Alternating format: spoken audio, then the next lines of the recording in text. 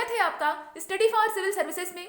दोस्तों, शंकर आईएएस की इन्वायरमेंट की बुक की हिंदी माध्यम की जो श्रृंखला आरंभ हुई थी, उस सीरीज में ये अगला वीडियो है और इस वीडियो में हम पोषक चक्रों के प्रकारों का अध्ययन करेंगे। इससे पहले हमने अपने पर्यावरण के बारे में काफ़ी कुछ सीख लिया है, काफ़ी कुछ जान लिया है। हम अपने पर्यावरण को जानने का प्रयास इसलिए कर रहे हैं ताकि हम उसे सुरक्षित रख सकें, उसका संरक्षण कर सकें, क्योंकि नुकसान पहुंचाने वाले भी हम ही मनुष्य हैं। हम ही ने, मतलब मानव जाति ने ही पर्यावरण को सबसे ज़्यादा नुकसान पहुंचाया है। तो हमारा ही कर्तव्य बनता है कि हम इसे सुरक्षित करें, इसे संरक्षित करने के व्यापक कदम उठाएं। तो आइए शुरू करते हैं इसे जानने की शुरुआत। देखिए दोस्तों, पोषक चक्र जो थे, इनके बारे में पिछले वीडियो में चर्चा हो चुकी थी। यह दो प्रकार के होते हैं।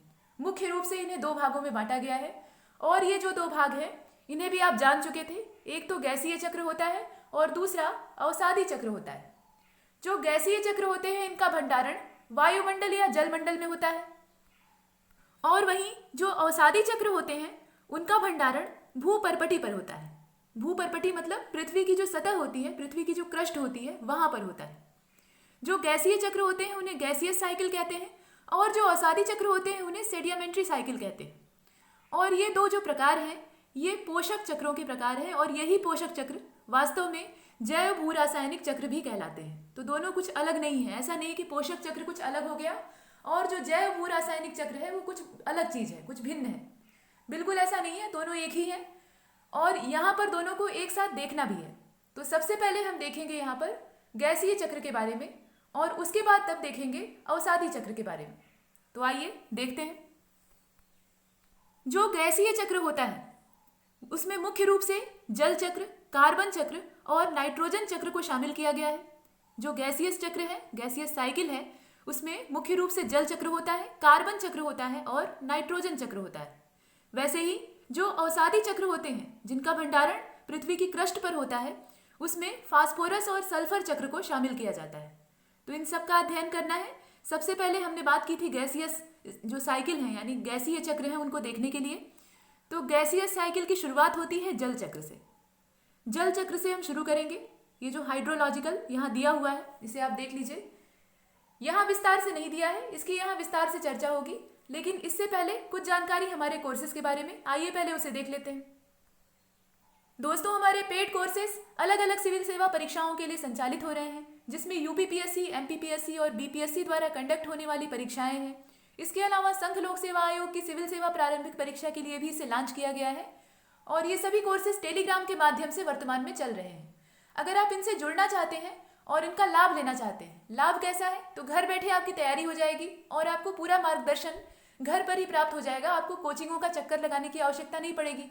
और वर्तमान में जो समय चल रहा है कोरोना वाला, तो उसमें तो आप बाहर निकल भी नहीं सकते जब तक कि लॉकडाउन खुलता नहीं है और जो सोशल डिस्टेंसिंग की बात चल रही है, तो उसकी वजह से ये सब संभव नहीं है।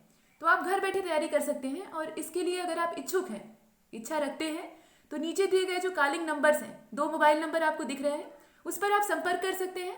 वहाँ पर आपको जितनी भी जुड़ने से संबंधित आवश्यक सूचना है वो दे दी जाएगी। इसके अलावा फ्री स्टडी मटेरियल और वीडियो की नोटिफिकेशन के लिए आप हमारा फ्री टेलीग्राम चैनल, जो कि only UPPSC by study for civil services के नाम से चलता है, उसे अवश्य ही ज्वाइन कर लीजिए।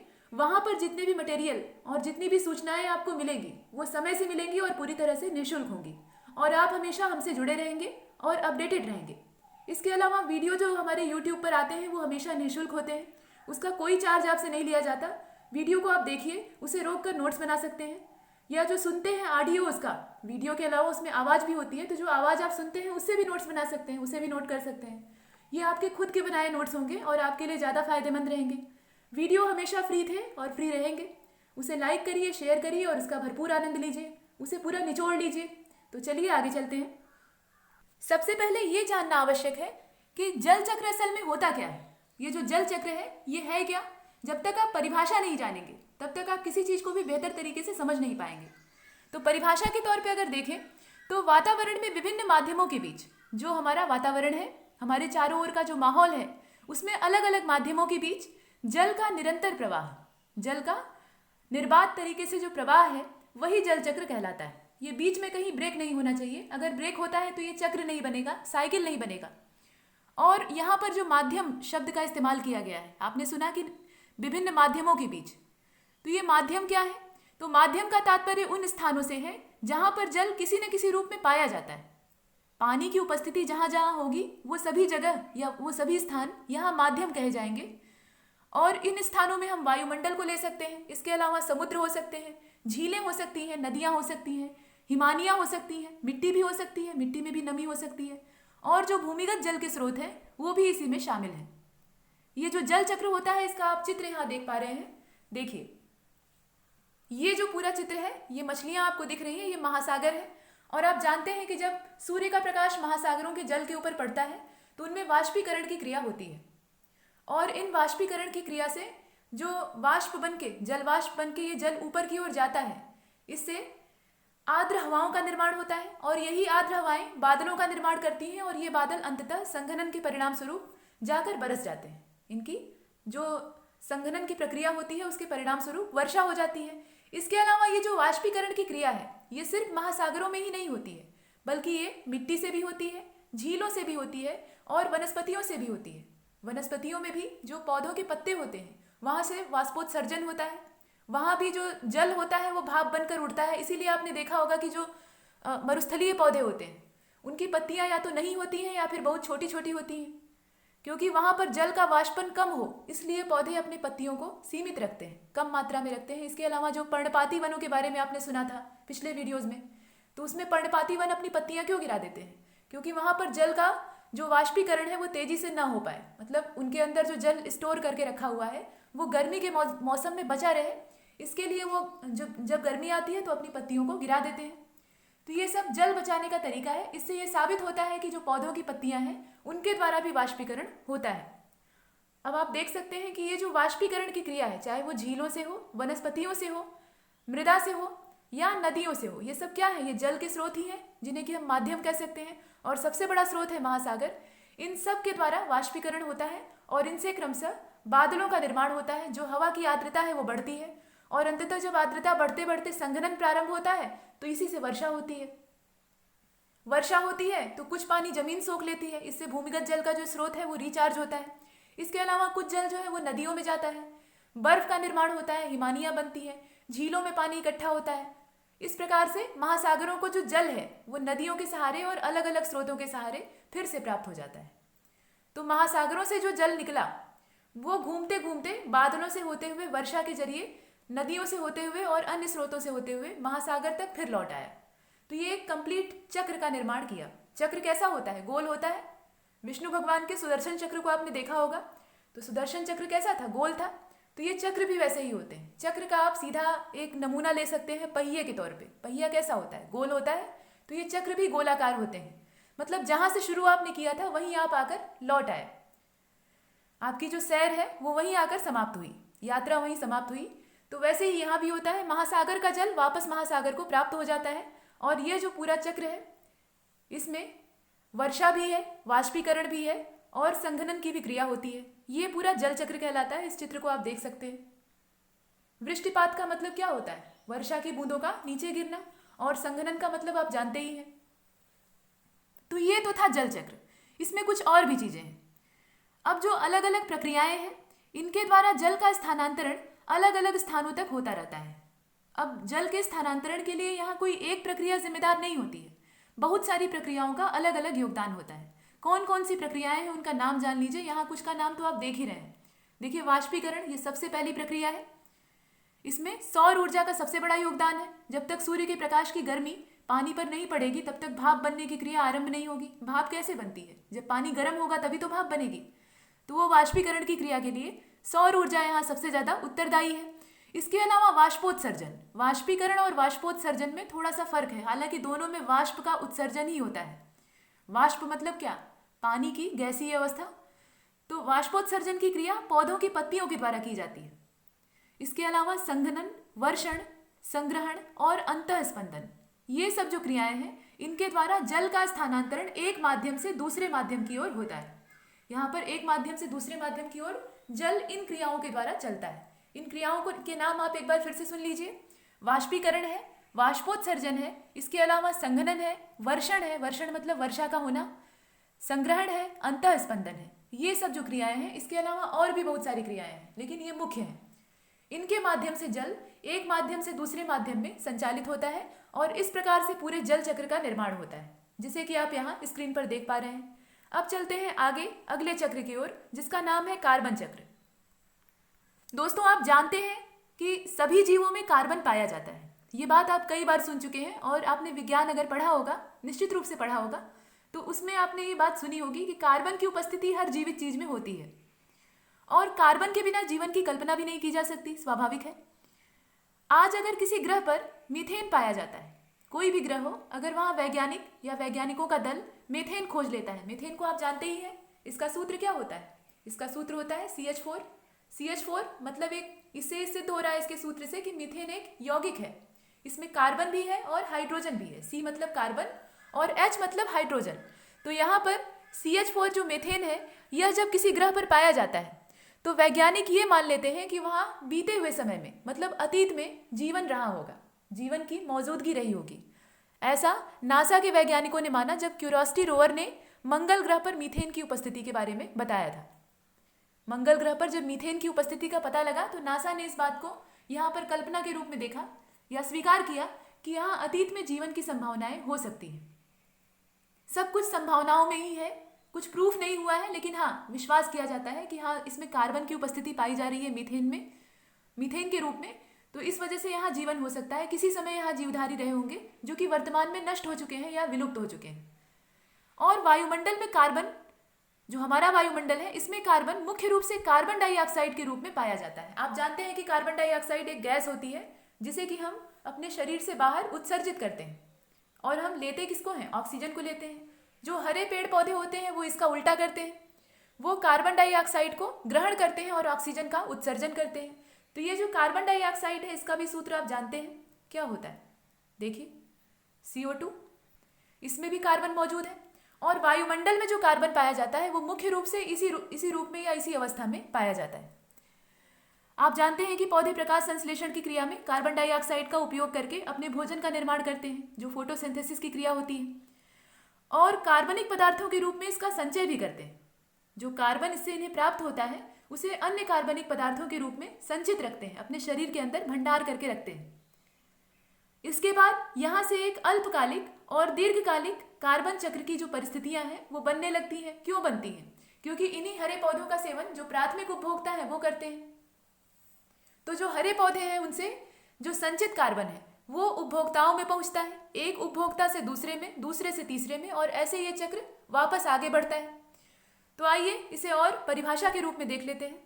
देखिए, कार्बन चक्र में वायुमंडल और जीवों के बीच कार्बन का निरंतर आदान प्रदान होता रहता है। वायुमंडल में कैसे? तो आपने अभी देखा, कार्बन डाइऑक्साइड के रूप में। और वायुमंडल से कार्बन प्रकाश संश्लेषण की क्रिया द्वारा हरे पौधों में चला जाता है। ये भी आप सुन चुके हैं। हरे पौधों में कार्बन कैसे पहुंचता है? प्रकाश संश्लेषण की क्रिया के द्वारा पहुंचता है। जो कार्बनिक पदार्थ हैं उनके रूप में हरे पौधे इसका संचय करके रखते हैं, और फिर यह जानवरों में पहुंचता है। श्वसन और मृत कार्बनिक पदार्थों के अपघटन की प्रक्रिया से ये वायुमंडल में वापस आ जाता है। श्वसन से कैसे? तो श्वसन से इस प्रकार से कि अब जब आप सभी या हम सभी, कोई भी जीव जब अपनी सांस को बाहर उत्सर्जित करेगा, बाहर निकालेगा, तो कार्बन डाइऑक्साइड के रूप में निकालेगा, और ये कार्बन डाइऑक्साइड जब वायुमंडल में घुलेगी तो वायुमंडल को अपना जो कार्बन है वो पुनः प्राप्त हो जाएगा, तो श्वसन के रूप में प्राप्त होता है। इसके अलावा जो मरे हुए जीव जंतु होते हैं उनसे भी कार्बनिक पदार्थ फिर वापस जो प्रकृति है उसको प्राप्त हो जाते हैं, यानी प्रकृति से ही ये निकले थे और उसी में जाकर वापस मिल गए। कुछ कार्बन एक दीर्घकालिक चक्र में भी प्रवेश करते हैं, मतलब इनका जो चक्र होता है वो अल्पकालिक नहीं होता बल्कि दीर्घकालिक होता है। अब दीर्घकालिक का मतलब कितना लंबा समय, दीर्घ का मतलब होता है लंबा, तो ये जो चक्र है ये काफी लंबा होता है, लाखों वर्षों या करोड़ों वर्षों तक का हो सकता है। यह दलदली मिट्टी की जो परतें होती हैं उनमें जलीय प्रणालियों के निचले अवसादों में अघुलनशील कार्बोनेटों के रूप में जमा होने लगते हैं, और इन्हें मुक्त होने में लंबा समय लगता है। इस प्रकार के जो उदाहरण है वो आप देख सकते हैं, जीवाश्म ईंधन है। जीवाश्म ईंधन जो है, अब यहाँ बात हुई दो प्रकार के चक्रों की। कार्बन चक्र में भी दो प्रकार के चक्र पाए जाते हैं। आपने देखा कि एक अल्पकालिक है और दूसरा दीर्घकालिक है।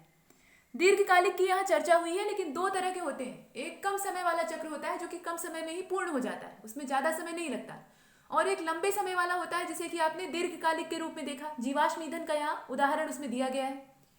तो आइए देख लेते हैं ये अल्पकालिक और दीर्घकालिक होता क्या है।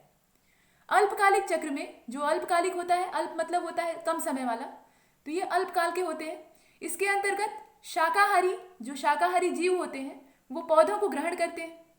जो घास चरने वाले या शाक सब्जियों पर निर्भर रहने वाले जीव हैं वो पौधों को खाते हैं और इन कार्बनिक पदार्थों को प्राप्त करते हैं। कौन से कार्बनिक पदार्थ?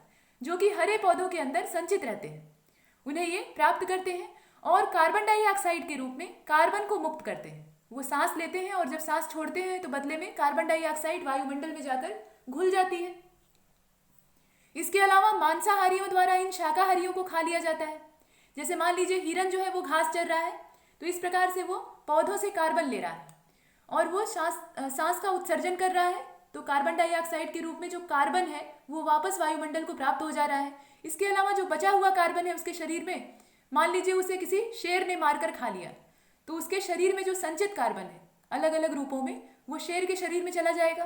तो इस प्रकार से शाकाहारियों को खाने वाले जो मांसाहारी होते हैं उनके अंदर जो संचित कार्बनिक पदार्थ होते हैं, ये जब वो मरते हैं, और मरने के बाद आप जानते हैं कि किसी भी जीव का शरीर सड़ने लगता है और सड़ने के बाद उस पर अपघटक आकर विराजमान हो जाते हैं और उसके शरीर को, जो उसके शरीर के जटिल कार्बनिक अणु होते हैं उन्हें सरल कार्बनिक अणुओं में तोड़ने का काम करते हैं। तो इस प्रकार से जो मांसाहारियों का शरीर है वो विघटित होने लगता है, मतलब गलने लगता है, सड़ने के बाद गलने की स्थिति आती है और इस प्रकार से जो सरल कार्बनिक पदार्थ हैं वो वापस वातावरण में और वायुमंडल में विलीन हो जाते हैं।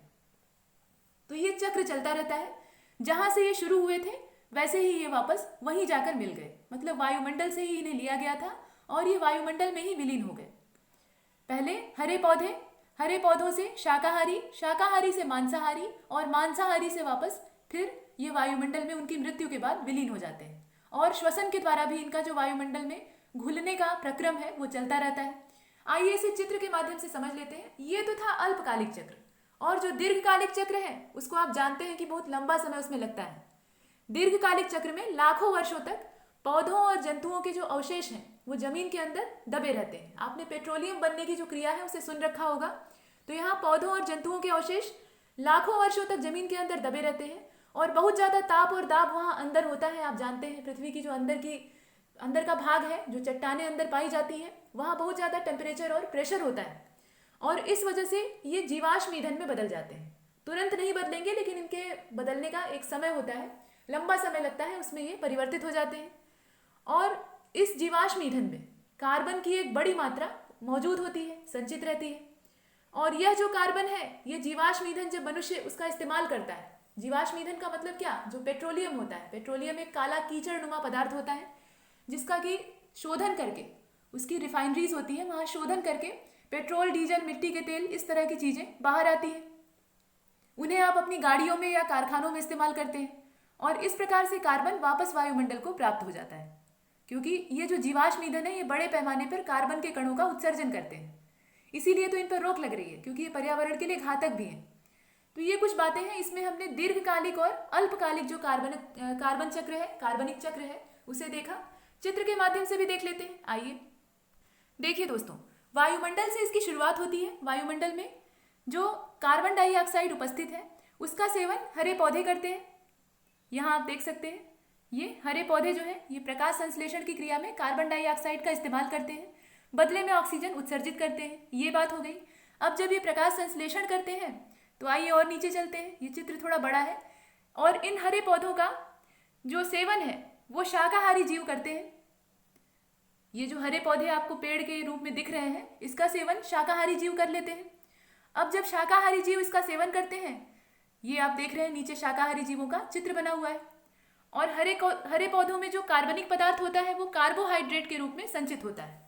जो कार्बनिक पदार्थ का संचय होता है, इससे पहले हमने बात की है कि हरे पौधे अपने अंदर कार्बन का संचय करके रखते हैं। वही जो संचित कार्बन है वो जीवधारियों में उनका सेवन करने से पहुंचता है, तो ये कार्बोहाइड्रेट के रूप में संचित होता है और यहाँ पर ये जीवों तक पहुंचता है। ये जो हिरन की सींग आपको दिख रही है, 12 सींगा है शायद, तो यहाँ तक ये पहुंचा। और इसके अलावा प्राणियों के द्वारा जो श्वसन किया जाता है, यही जो प्राणी है ये श्वसन करते हैं, सांस लेंगे ही, तो इसके द्वारा कार्बन डाइऑक्साइड एक बार फिर से रिलीज होती है। तो यहाँ आप देख रहे हैं कि ये तीर के जरिए दर्शाया गया है कि कार्बन डाइऑक्साइड का उत्सर्जन जो जीव है उनके द्वारा कर दिया गया, और यही जीव जब मर जाते हैं तो इनका अपघटन हो जाता है, इनका शरीर जो है वो गलने लगता है और इसमें जो बैक्टीरिया और फफूंदी होते हैं, इस प्रकार के जो सूक्ष्म जीव होते हैं, इनका योगदान होता है। इसके द्वारा भी कार्बन वायुमंडल को वापस प्राप्त हो जाता है। ये देखिए, इनका जो शरीर है वो सड़ने लगता है और सड़ने के बाद जो कार्बन है वो वापस वायुमंडल को मिल जाता है। ये एक प्रक्रिया है। इसके अलावा कार्बन का उत्सर्जन और भी तरीकों से होता है। यहाँ आप देखिए, ज्वालामुखी उद्गार, ज्वालामुखी उद्गार से भी बड़े पैमाने पर कार्बनिक पदार्थों का उत्सर्जन होता है। ये देखिए, इसके अलावा जो फैक्ट्रियां हैं धुआं उगलने वाली, वो तो है ही है। आजकल वायरस के प्रकोप के चलते फैक्ट्रियों में तालाबंदी चल रही है, तो इस वजह से वायुमंडल कुछ ज़्यादा ही शुद्ध हो गया है। तो ये फैक्ट्रियां भी प्रदूषण का अच्छा खासा जरिया है। इनके जरिए भी बड़ी मात्रा में कार्बन डाइऑक्साइड उत्सर्जित होती है। इसके अलावा मृत पौधों का अपघटन होता है बैक्टीरिया और फफूंदी के जरिए, तो इससे भी कार्बन डाइऑक्साइड वायुमंडल को वापस प्राप्त हो जाती है। तो वापस मिलने का कई तरीका है, लेकिन शुरुआत कहाँ से होती है? शुरुआत यहीं से होती है। देखिए, ये शुरू होता है पौधों के द्वारा। जब पौधे श्वसन के रूप में कार्बन डाइऑक्साइड को अपने शरीर के अंदर लेते हैं, यहीं से ये प्रक्रिया आरंभ होती है और मूल रूप से ये वायुमंडल में मौजूद होती है। तो वायुमंडल में कार्बन किस रूप में पाया जाता है? कार्बन डाइऑक्साइड के रूप में मुख्य रूप से। यहाँ प्रमुख जो है उसी की बात की जा रही है। तो ये था पूरा कार्बनिक चक्र। इसमें आप अलग अलग रूपों में कार्बन डाइऑक्साइड के यानी कार्बन के उत्सर्जन को देख पा रहे हैं। सबसे पहले हरे पौधे, यहाँ ये वायुमंडल आप देख रहे हैं। इसके बाद हरे पौधे, और हरे पौधों द्वारा जब श्वसन किया गया और उसके बाद प्रकाश संश्लेषण की क्रिया की गई, तो इससे क्या हुआ? प्रकाश संश्लेषण की क्रिया से इनमें कार्बनिक पदार्थों का संचय हुआ और कार्बनिक पदार्थ कार्बोहाइड्रेट के रूप में संचित हुआ। ये जो पौधे हैं इनकी भी एक आयु होती है, उसके बाद ये भी नष्ट हो जाते हैं। तो इन मृत पौधों का जब अपघटन होता है बैक्टीरिया और फफूंदी के द्वारा, तो इससे भी कार्बन डाइऑक्साइड का उत्सर्जन होता है और ये वापस वायुमंडल में विलीन हो जाती है। इसके अलावा इन हरे पौधों का सेवन जो शाकाहारी जीव है वो करते हैं, ये देखिए। और ये शाकाहारी जीव सांस लेते हैं, जिंदा है तो सांस लेंगे ही, और सांस लेते हैं तो ये क्या छोड़ेंगे? कार्बन डाइऑक्साइड छोड़ेंगे, और कार्बन डाइऑक्साइड छोड़ेंगे तो ये सीधा जो CO2 है उसमें पुनर्भरण करेंगे। इसके अलावा इनकी मृत्यु भी होगी। इनकी एक निश्चित आयु होती है, उसके बाद ये मरते हैं। मरने के बाद इनका अपघटन होगा और इस जरिए भी कार्बन डाइऑक्साइड वायुमंडल को फिर से प्राप्त हो जाएगी। इसके अलावा ज्वालामुखी उद्गार और फैक्ट्रियों के धुएं से भी ये उत्सर्जित होती है। तो ये तो था पूरा कार्बनिक चक्र या कार्बन चक्र। अब चलते हैं आगे और अगले चक्र को देखते हैं। दोस्तों एक बात और, कार्बन चक्र को यहाँ छोड़ने से पहले एक चीज जान लीजिए। जब कुल प्राथमिक उत्पादन, जो प्राथमिक उत्पादन है उसकी बात की जा रही है, वह श्वसन से अधिक हो जाता है, जो श्वसन की दर है उससे ज्यादा हो जाए, तब पारिस्थितिकी तंत्र में जो कार्बन से प्रचुर या समृद्ध कह सकते हैं जैविक पदार्थ है, उनका संचय होने लगता है। कार्बन से युक्त जैविक पदार्थों का संचय कब होगा, ये स्थिति बताई गई है। तो ये तभी होगा जब प्राथमिक उत्पादन श्वसन से ज्यादा हो, श्वसन की दर से उसका जो उत्पादन है वो ज्यादा हो जाए। और इसका मतलब क्या है? ये तो एक भाषा हो गई, मतलब एक परिभाषा के तौर पे आपने देखा। इसका मतलब ये है कि किसी पारितंत्र में कार्बनिक पदार्थों का उत्पादन जिस गति और जितनी मात्रा में हो रहा है, कार्बनिक पदार्थों का उत्पादन जिस गति से और जितनी मात्रा में हो रहा है, श्वसन द्वारा उनका जो ह्रास है, उनकी जो गिरावट है, वह भी उतनी तीव्रता से न हो पाए। मतलब जितनी गति से उत्पादन हो रहा है उतनी तेजी से गिरावट ना हो, उतनी तेजी से कमी ना आए। ऐसी स्थिति में क्या होगा? संचय होगा। स्वाभाविक है, आप जितना कमा रहे हैं उतना ही आप खर्च कर दे रहे हैं, तो आप बचा कहाँ से पाएंगे? संचय तब नहीं हो पाएगा। संचय तब हो सकता है जब आप कमाएं ज्यादा और खर्च कम करें, तो बचत होगी। वही चीज यहाँ भी होती है। और प्राचीन समय में इस प्रकार का संचयन कोयला और तेल के रूप में होता था। ये बात आप पीछे भी समझ चुके हैं, और वही चीज यहाँ बताई जा रही है। आजकल ये जो संचय है ये पीठ भूमियों के रूप में होता है, जो पीठ लैंड्स होते हैं उनमें होता है, लेकिन बहुत लघु स्तर का होता है, मतलब बहुत छोटे पैमाने पर होता है, बड़े पैमाने पर नहीं हो पाता। तो ये कुछ बातें कार्बन चक्र के बारे में थी, जहाँ आपने परिभाषा के माध्यम से भी समझा और चित्र के माध्यम से भी देखा। अब चलते हैं नाइट्रोजन चक्र की ओर। ये जो नाइट्रोजन चक्र है ये अगला प्रकार है, इसे हम देख लेते हैं। तो देखिए, नाइट्रोजन एक गैस है, आप जानते हैं, और वायुमंडल में सबसे ज्यादा मात्रा में पाई जाने वाली ये गैस है। कितनी पाई जाती है? तो वायुमंडलीय गैसों में जो वायुमंडल है वो गैसों का मिश्रण है। पहली चीज, यहाँ कोई एक गैस नहीं पाई जाती, बहुत सारी गैसें मिली हुई हैं, और मानवीय क्रियाकलापों से या पृथ्वी पर जो अलग अलग क्रियाएं होती हैं उससे इसमें गैसों की मात्रा में परिवर्तन भी होता रहता है। लेकिन एक औसत मात्रा में जो गैसें पाई जाती हैं उसमें सबसे ज्यादा भार नाइट्रोजन का है। कितना है? तो ये है 78.78 0.08%। ये जो मात्रा है गैसों की, ये पूछी जाती है परीक्षा में, इससे प्रश्न आते हैं। कार्बन डाइऑक्साइड की मात्रा पर कई बार प्रश्न बन चुका है, वैसे ही नाइट्रोजन की मात्रा पर भी बन सकता है। हालांकि सीधे सीधे तो नहीं पूछेगा, अब ऐसे एकदम फैक्चुअल क्वेश्चन नहीं पूछे जा रहे हैं, लेकिन फिर भी आपके पास जानकारी होनी चाहिए। तो ये सर्वाधिक मात्रा में पाई जाती है। और इस वायुमंडलीय नाइट्रोजन का, ये जो वायुमंडल में घुलनशील नाइट्रोजन है, इसका मिट्टी, जल तथा जीवों के बीच, मिट्टी, पानी और जो जीव जंतु हैं उनके बीच निरंतर प्रवाह और फिर से वायुमंडल में इसकी वापसी, ये वायुमंडल में पाई जाती है, ये आपने देखा। और वहां से ये जीवों में, मिट्टी में और पानी में संचरित होते हुए फिर से वायुमंडल में विलीन हो जाए। तो इस तरह का जो चक्र है, इस प्रकार का जो प्रक्रम है, इसे नाइट्रोजन चक्र के रूप में जाना जाता है। तो आपने समझा नाइट्रोजन चक्र क्या है। वायुमंडल से नाइट्रोजन जो जीवित चीजें हैं और जो निर्जीव घटक हैं वहां तक पहुंचे और वहां से होते हुए फिर वायुमंडल में जाकर विलीन हो जाए, जहां से चली थी वहीं फिर वापस पहुंच जाए। तो ये एक चक्र बना और इसी चक्र को हम नाइट्रोजन चक्र कहते हैं। थोड़ा और देख लीजिए। नाइट्रोजन सभी प्रोटीनों के वजन का लगभग 16% होता है, अगर कुल प्रोटीनों के वजन का देखा जाए तो। और नाइट्रोजन को स्थिर किए जाने की आवश्यकता होती है, इसे स्टेबल करने की आवश्यकता होती है। इसका मतलब क्या है, नाइट्रोजन को पौधों द्वारा अवशोषित किए जाने से पहले उसे अमोनिया, नाइट्राइट या नाइट्रेट में परिवर्तित करने की आवश्यकता होती है। ये नाइट्रोजन स्थिरीकरण की प्रक्रिया है। और पृथ्वी पर नाइट्रोजन स्थिरीकरण के 3 अलग अलग तरीके हैं, मतलब 3 अलग अलग प्रोसेस से नाइट्रोजन स्थिरीकृत की जाती है, उसे स्टेबल किया जाता है। पहला जो इसमें तरीका है वो है सूक्ष्म जीवों के द्वारा, दूसरा है औद्योगिक प्रक्रियाओं के द्वारा और तीसरा है वायुमंडलीय घटनाओं के द्वारा। इन तीनों प्रक्रमों से नाइट्रोजन का स्थिरीकरण पृथ्वी पर होता है। ये जो सूक्ष्म जीव हैं इसमें बैक्टीरिया और नील हरित शैवाल आते हैं। औद्योगिक प्रक्रियाओं की अगर आप बात करेंगे तो इसमें उर्वरक के कारखाने आते हैं, मतलब उर्वरकों के द्वारा और कारखानों के द्वारा इनका प्रयोग मनुष्य करता है। और वायुमंडलीय घटनाओं के द्वारा, जो वायुमंडलीय प्रक्रम है, इनके द्वारा नाइट्रोजन का स्थिरीकरण कैसे होता है, यह स्थिरीकृत कैसे होती है, तो इसमें बिजली का चमकना है, इसके अलावा दहन की जो प्रक्रिया है और ज्वालामुखी की जो गतिविधियां होती हैं, इनसे नाइट्रोजन का स्थिरीकरण होता है। तो ये 3 प्रक्रियाएं हैं जिससे कि पृथ्वी पर नाइट्रोजन स्थिर की जाती है, स्टेबल की जाती है, वरना ये अस्थिर रहती है। वायुमंडल में तो इसकी उपस्थिति होती है, लेकिन पृथ्वी पर यह स्थिर रहे इसके लिए इन 3 प्रक्रियाओं का होना आवश्यक है। अब अधिकांश जीवों द्वारा नाइट्रोजन को गैसीय रूप में उपयोग करना संभव नहीं होता। ये स्थिरीकृत किए जाने की आवश्यकता क्यों पड़ी, इस पर यहाँ व्याख्या की जा रही है, इसे ध्यान से सुनिएगा। देखिए, अधिकांश जीवों द्वारा नाइट्रोजन को गैसीय रूप में उपयोग करना संभव नहीं होता, मतलब जो मैक्सिमम जीव हैं वो नाइट्रोजन को गैस के रूप में सेवन नहीं कर सकते, क्योंकि हम सांस लेते हैं तो ऑक्सीजन को ग्रहण करते हैं और छोड़ते हैं तो कार्बन डाइऑक्साइड का उत्सर्जन करते हैं, इसमें नाइट्रोजन कहीं नहीं आता, लेकिन ये प्रोटीन के रूप में हमारे शरीर में मौजूद रहता है। तो यहाँ पर कुछ जो मृदा जीवाणु हैं, यानी जो सॉयल बैक्टीरिया हैं, इसके अलावा जो ब्लू ग्रीन एल्गी होते हैं, मतलब क्या है, नील हरित शैवाल, ऐसे सूक्ष्म जीव ही नाइट्रोजन के गैसीय रूप को यौगिकीकृत या स्थिरीकृत करते हैं, मतलब फिक्स करते हैं। ये जो जीव होते हैं, सूक्ष्म जीवों का नाम आपने पीछे देखा, यही इसे स्थिरीकृत करने का काम करते हैं।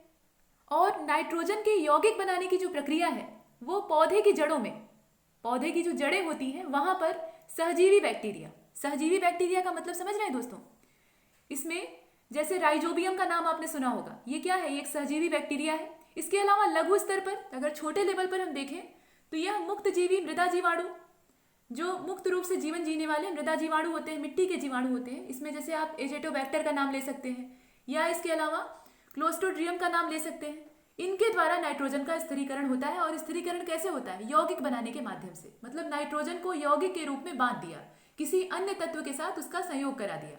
और इसमें जो भूमिका निभाने वाले जीव हैं वो बैक्टीरिया हैं, ये सहजीवी बैक्टीरिया होते हैं। ये जीवाणु वायुमंडलीय नाइट्रोजन को, जो वायुमंडल की नाइट्रोजन होती है, गैसीय अवस्था में होती है, उसे अमोनिया में बदल देते हैं। अमोनिया का सूत्र आप जानते हैं, क्या होता है, NH3 होता है। NH3 यानी अमोनिया, इसमें नाइट्रोजन होती है, आप साफ साफ देख रहे हैं। तो यहाँ पर हाइड्रोजन के साथ इसका यौगिक बना देते हैं, इसका यौगिक बन जाता है। और इसमें जो भूमिका निभाने वाले जीव हैं वो जीवाणु कहलाते हैं। जिन जीवाणुओं का नाम आपने पीछे देखा, राइजोबियम है, इसके अलावा एजेटोबैक्टर जैसे जो मृदा जीवाणु है वो भी इसमें शामिल है। और यह सीधे कुछ पौधों के द्वारा ग्रहण कर ली जाती है। मतलब इस प्रकार की जो नाइट्रोजन होती है यौगिक के रूप में, यह सीधे सीधे कुछ पौधों के द्वारा स्वीकार कर ली जाती है या ग्रहण कर ली जाती है। और कुछ पौधे इस अमोनिया को भी सीधे ग्रहण नहीं कर पाते। मतलब कुछ पौधे तो अमोनिया ले लेते हैं, यहाँ तक सूक्ष्म जीवों ने काम किया, नाइट्रोजन को अमोनिया में परिवर्तित कर दिया, तो कुछ पौधे इसको आहार बना लिए, लेकिन कुछ पौधे इसका ग्रहण नहीं कर पाते। तब यहाँ समस्या होती है और उन्हें भी नाइट्रोजन की ज़रूरत होती है, ऐसा नहीं कि उन्हें नाइट्रोजन की ज़रूरत ही नहीं है। तो इस अवस्था में क्या किया जाए, तब क्या हो? तो ऐसी स्थिति में कुछ सूक्ष्म जीव, अब इसमें जो छोटे जीव हैं उनका नाम लेना आवश्यक हो जाता है। तो नाइट्रोसोमोनास ये एक छोटा जीव है, इसका नाम है नाइट्रोसोमोनास। और ये जो नाइट्रोसोमोनास नाम का जीव है ये अमोनिया का ऑक्सीकरण कर देता है, अमोनिया को ऑक्सीकृत कर देता है और इसे नाइट्राइट में बदल देता है। नाइट्राइट का मतलब है NO2 और NO2 के ऊपर क्या, माइनस, इस रूप में परिवर्तित कर देता है। और कुछ और छोटे जीव होते हैं जैसे नाइट्रोबैक्टर, नाम आपने सुना होगा, नाइट्रोसोमोनास, ये अमोनिया को ऑक्सीकृत करके नाइट्राइट में बदलता है।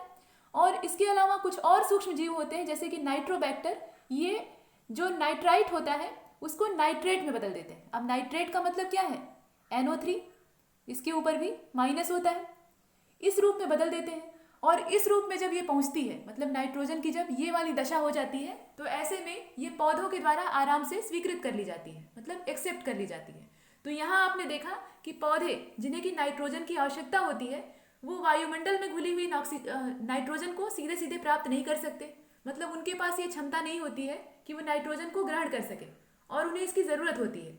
तो ऐसी स्थिति में जो इन्हें नाइट्रोजन की सप्लाई करने का काम है वो सूक्ष्म जीव करते हैं। सूक्ष्म जीव इसे यौगिकों के रूप में बदल देते हैं, नाइट्रोजन का जो परिवर्तन है वो यौगिकों के रूप में कर देते हैं और इस प्रकार से पौधे इन्हें आसानी से अपने अंदर सोख लेते हैं।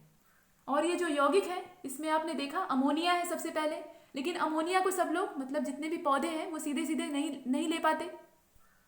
तो ऐसी स्थिति में कुछ जो सूक्ष्म जीव होते हैं जैसे कि नाइट्रोसोमोनास और नाइट्रोबैक्टर, इनके द्वारा इसे नाइट्राइट और नाइट्रेट में परिवर्तित कर दिया जाता है और इस प्रकार से ये सरलीकृत हो जाती है और पौधों के द्वारा ग्रहण कर ली जाती है।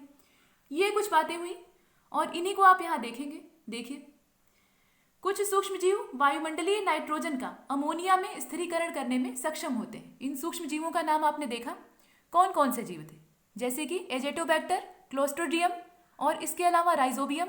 ये सब जीव जो हैं ये नाइट्रोजन को अमोनिया के रूप में स्थिर करने के लिए सक्षम है। और इनमें मुक्त रूप से नाइट्राइजिंग बैक्टीरिया जैसे कि एजेटोबैक्टर और क्लोस्ट्रोडियम का नाम आपने देखा है, यह सब आते हैं। और यह दलहनी पौधों की ग्रंथिकाओं में रहते हैं। जो दलहनी फसल होती है, दाल वाले पौधे होते हैं जैसे कि चना मटर हो गया, इनकी ग्रंथिकाओं में ये निवास करते हैं। ग्रंथिका का मतलब होता है गांठ, ग्रंथि मतलब गांठें, जैसे कि राइजोबियम। और इसके अलावा नील हरित शैवाल को भी आपने देखा, वह भी नाइट्रोजन के स्थिरीकरण का काम करता है। और नील हरित शैवाल में यहाँ नाम अगर आप देखना चाहें तो एनाबीना है, इसके अलावा स्पिरुलिना है, यह सब नील हरित शैवालों के नाम है। तो यह सब नाइट्रोजन को अमोनिया के रूप में स्थिरीकृत करने का कार्य करते हैं। लेकिन आप जानते हैं कि अमोनिया को सभी पौधे ले नहीं पाएंगे, कुछ पौधे जो है इसे सीधे सीधे स्वीकार कर लेंगे, लेकिन कुछ जो है ये एक्सेप्ट नहीं कर पाएंगे। तब क्या होगा, तो देखिए, अमोनियम आयनों को सीधे कुछ पौधों द्वारा नाइट्रोजन के स्रोत के रूप में लिया जा सकता है या विशेष बैक्टीरिया के दो समूहों द्वारा। विशेष बैक्टीरिया कौन कौन से हैं, आपने देखा नाइट्रोसोमोनास और नाइट्रोबैक्टर, ये जो दो समूह हैं इनके द्वारा इन्हें नाइट्राइट और नाइट्रेट में बनाने का काम किया जाता है। इसके लिए इनका ऑक्सीकरण करना पड़ता है, मतलब ऑक्सीजन के साथ इनकी क्रिया होती है, तभी तो ये नाइट्राइट और नाइट्रेट बनेंगे, जिनका सूत्र आपने देखा। सूत्र क्या था, NO2 और NO3, NO3 और NO2 इस रूप में परिवर्तित करने का काम करते हैं। ऐसा कब होता है, जब अमोनिया के रूप में पौधे इसका अवशोषण नहीं कर पाते। और इसमें जो मुख्य भूमिका निभाने वाले सूक्ष्म जीव हैं उनका नाम याद रखिए, नाइट्रोसोमोनास। ये क्या करता है, ये नाइट्राइट में बदलता है, और जो नाइट्रोबैक्टर है ये नाइट्राइट को नाइट्रेट में बदलता है। यहाँ बारीकी है, उसको याद रखिएगा। इस प्रकार से ये परिवर्तन का काम करते हैं। और मिट्टी में बैक्टीरिया द्वारा, जो मिट्टी है उसमें बैक्टीरिया के द्वारा संश्लेषित नाइट्रेट को पौधे अवशोषित कर लेते हैं और अमीनो एसिड में, अमीनो अम्लों में, एसिड का मतलब क्या, अम्ल, इसमें परिवर्तित कर देते हैं। मतलब पहले तो ये नाइट्रेट को अवशोषित करते हैं, कौन? तो हरे पौधे, और उसके बाद इसका जो परिवर्तन है वो अमीनो अम्लों में कर देते हैं। और अमीनो अम्ल प्रोटीन के निर्माण में जो बेसिक भूमिका है वो निभाता है, ये आधारभूत तत्व है। ये तब पारिस्थितिकी तंत्र में उच्च पोषक स्तरों से गुजरते हैं और मलोत्सर्जन के दौरान और जीवों की मौत पर नाइट्रोजन अमोनिया के रूप में मिट्टी में वापस आ जाता है। मतलब जो जीव मल का उत्सर्जन करते हैं उस रूप में, या जीवों के जो मृत शरीर होते हैं उस रूप में, जो अमोनिया है वो वापस प्रकृति को प्राप्त हो जाता है, यानी मिट्टी में लौट आता है। तो जहां से ये निकला था वहीं चला गया। इस प्रकार से नाइट्रोजन का एक जो चक्र है वो पूरा होता है। तो आइए इसे चित्र के माध्यम से पहले समझ लेते हैं। आपने पढ़ा है कि वायुमंडल में नाइट्रोजन पाई जाती है मुख्य रूप से, और सर्वाधिक मात्रा में मिलती है। वहां से ये तड़ित वर्षा के द्वारा, यहाँ आप अगर चित्र को देखेंगे तो वायुमंडल से ये तड़ित वर्षा के द्वारा जो स्वपोषी हैं वहां तक पहुंचती है। स्वपोषी मतलब हरे पौधे। और आप जानते हैं कि हरे पौधे नाइट्रोजन का स्थिरीकरण करने में सक्षम नहीं होते, मतलब सीधे सीधे इसे ग्रहण नहीं कर सकते। तो इसके लिए सूक्ष्म जीव इन्हें नाइट्रोजन सरल रूप में देते हैं, मतलब यौगिकों के रूप में प्रदान करते हैं, जिससे कि ये नाइट्रोजन को अपने भोजन के रूप में इस्तेमाल कर सके। यहाँ प्रोटीन संश्लेषण की प्रक्रिया होती है और यहीं पर होता है विनाइट्रीकरण। नाइट्रोजन का स्थिरीकरण तो होता ही है। अगर ये स्थिरीकरण नहीं होगा तो जो नाइट्रोजन है वो स्वपोषियों को, मतलब हरे पौधों को प्राप्त नहीं हो पाएगी। लेकिन यहीं से विनाइट्रीकरण की भी घटना होती है, और ये जो विनाइट्रीकरण है ये भी जीवाणुओं के द्वारा ही किया जाता है। तो एक तो सीधा सीधा नाइट्रोजन यहीं से, मतलब विनाइट्रीकरण की क्रिया द्वारा ही वापस वायुमंडल को प्राप्त हो जाती है। एक सीधा सीधा प्रक्रम है, मतलब एक चक्र यही पूरा हो जाता है, यहाँ से यहाँ तक, और इसके बाद इधर से लेकर पूरा फिर वायुमंडल में वापस। और भी इसमें तरीके हो सकते हैं, तो और तरीके क्या है उन्हें देख लीजिए। इन हरे पौधों का सेवन जो उपभोक्ता है, कौन से उपभोक्ता? तो प्राथमिक उपभोक्ता जो शाकाहारी जीव जंतु हैं वो करते हैं। और जब वे भोजन के रूप में इसे करते हैं तो निश्चित रूप से नाइट्रोजन की जो मात्रा है वो इन्हें प्राप्त होगी, इन जीवधारियों को पौधों के द्वारा। ये आप देख रहे हैं कुछ शाकाहारी जीव आपको यहाँ दिखाई दे रहे हैं। और जब ये मरते हैं तो मरने के बाद, मतलब इन प्राणियों की जब मृत्यु होती है तो इसके बाद इनका जो विनाइट्रीकरण होता है, मतलब इनके भी मरे हुए शरीर में, मृत शरीर में विनाइट्रीकरण की क्रिया होती है, और ये क्रिया जीवाणुओं के द्वारा की जाती है। इस प्रकार से भी वायुमंडल को नाइट्रोजन फिर से वापस प्राप्त हो जाती है। ये तो बात जीवधारियों की हुई। इसके अलावा जो प्राणियों के अपशिष्ट होते हैं, मतलब जो उनके मल और मूत्र पदार्थ होते हैं, उसके द्वारा भी यूरिया, यूरिक अम्ल और अमोनिया, ये सब वायुमंडल को वापस प्राप्त होता रहता है। मतलब एक प्रक्रिया वापस जाने की, नाइट्रोजन के वापस लौटने की, ये भी है। जीवधारियों के जो वर्ज्य पदार्थ होते हैं, उत्सर्जित किए गए पदार्थ होते हैं, उसके द्वारा भी वायुमंडल को नाइट्रोजन वापस मिल जाती है। और एक प्रक्रिया आपने विनाइट्रीकरण वाली देखी ही है, जो कि पौधों से निकलती है, यह भी जीवाणुओं के द्वारा संपन्न होती है। तो आपने देखा कि नाइट्रोजन के चक्र में, ये जो नाइट्रोजन का पूरा साइकिल आप देख रहे हैं, इसमें जीवाणुओं का एक अहम रोल है, एक महत्वपूर्ण योगदान है। अगर वो इसमें न रहे, इस चक्र से निकाल लिए जाए, तो नाइट्रोजन की जो आवश्यकता है वो पौधों के लिए कभी भी पूर्ण नहीं हो पाएगी, क्योंकि पौधे इसे स्वयं लेने में असमर्थ होते हैं, सक्षम नहीं होते हैं। ये आपने देखा, और ये चित्र इसी बात को समझाने का प्रयास कर रहा है। थोड़ा बड़ा है, इसे आप नीचे से लेकर ऊपर तक देख सकते हैं। ये देखिए, ठीक है। अब चलिए आगे चलते हैं। नाइट्रोजन चक्र के बारे में कुछ बातें और हैं। ये चक्र थोड़ा बड़ा और व्यापक है, इसकी विस्तार से चर्चा यहाँ इसीलिए की जा रही है। तो जो नाइट्रोजन चक्र है इसमें कुछ और चीज़ें हैं। कुछ और चीज़ें क्या हैं?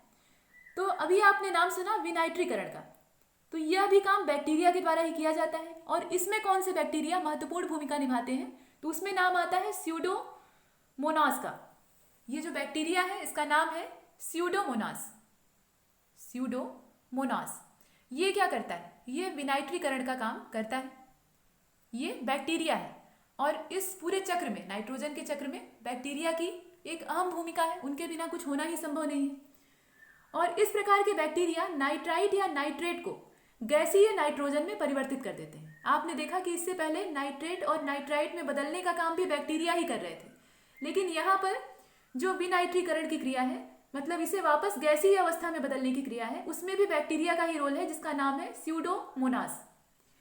अब जब ये वायुमंडल में मुक्त हो जाता है तो इस प्रकार से नाइट्रोजन का जो एक चक्र है वो पूरा हो जाता है। जैसा कि आपने पीछे देखा था, वायुमंडल से तड़ित वर्षा के द्वारा जो नाइट्रोजन है वो पौधों तक पहुंचती है, वहां जीवाणुओं के द्वारा इसका स्थिरीकरण किया जाता है, और फिर वहीं से विनाइट्रीकरण की क्रिया होती है और विनाइट्रीकरण के द्वारा ये वायुमंडल में वापस विलीन हो जाती है, संपूर्ण नहीं कुछ मात्रा में, अल्प मात्रा में ये वायुमंडल में चली जाती है।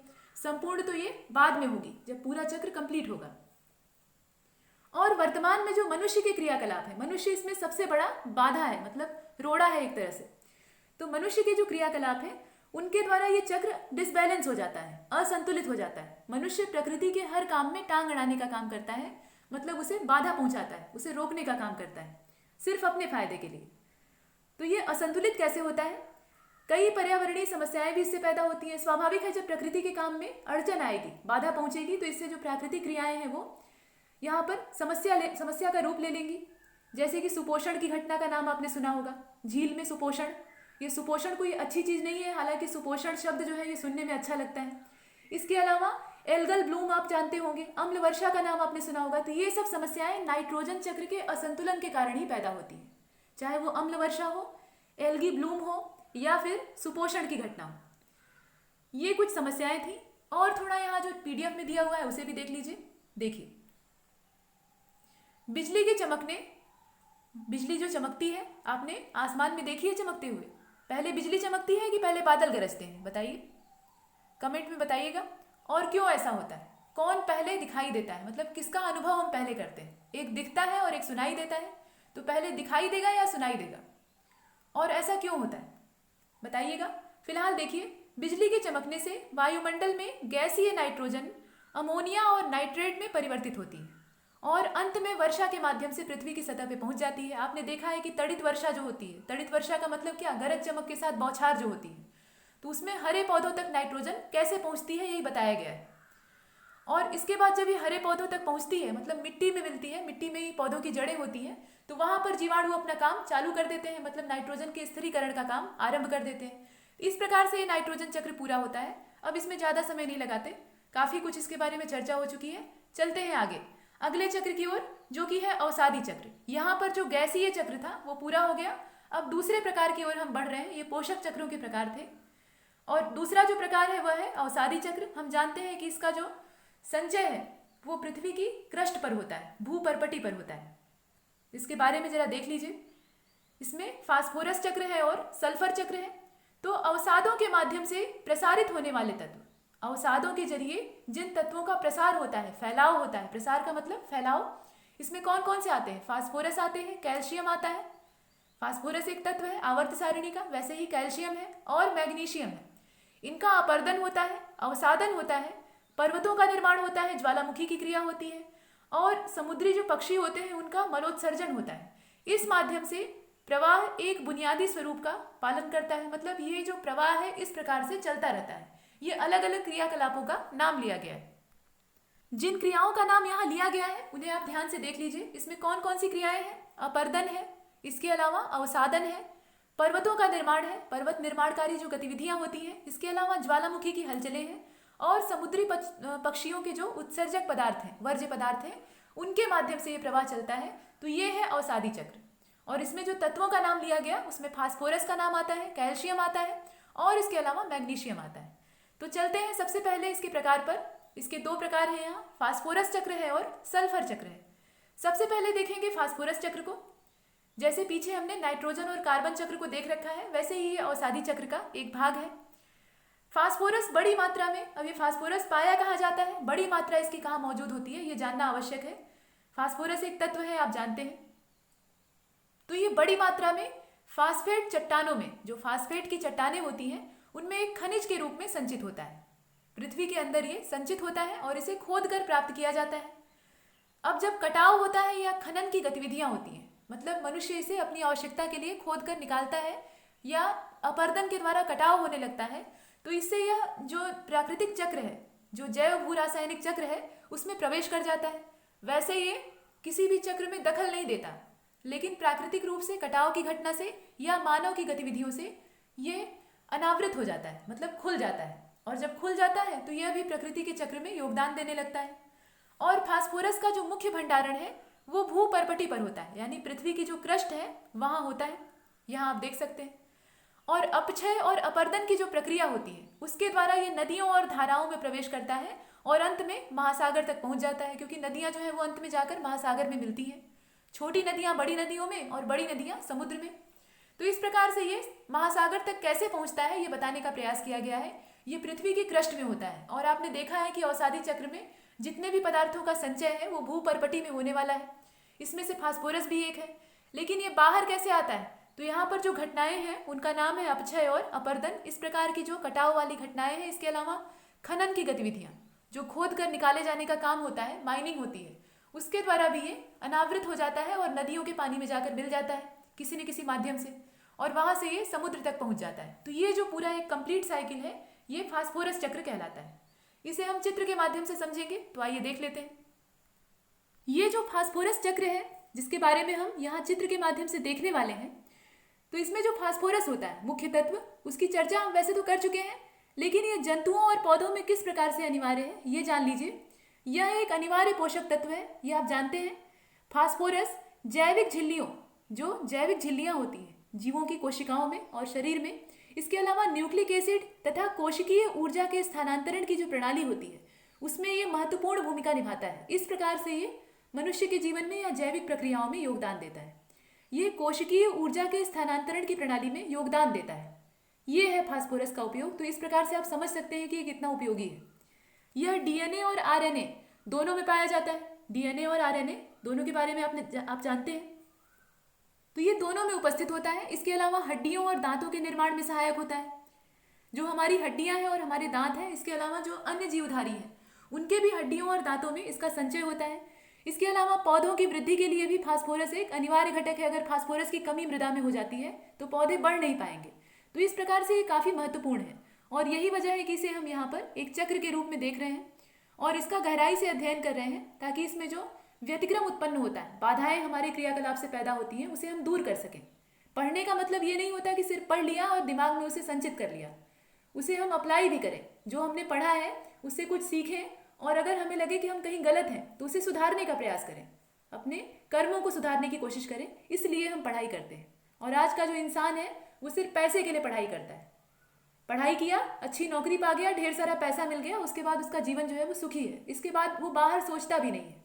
तो ऐसा हमें नहीं करना है, क्योंकि हम स्वार्थी नहीं बन सकते। अगर हम स्वार्थी बनेंगे तो वो हमारे लिए खुद घातक होगा, विनाशकारी होगा।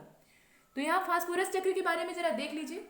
ये जो गोला आपको दिख रहा है ये चक्र ही है। चक्र भी गोल ही होता है। तो वायुमंडल में फास्फोरस चक्र किस प्रकार से संचालित होता है उसका यहाँ वर्णन किया गया है।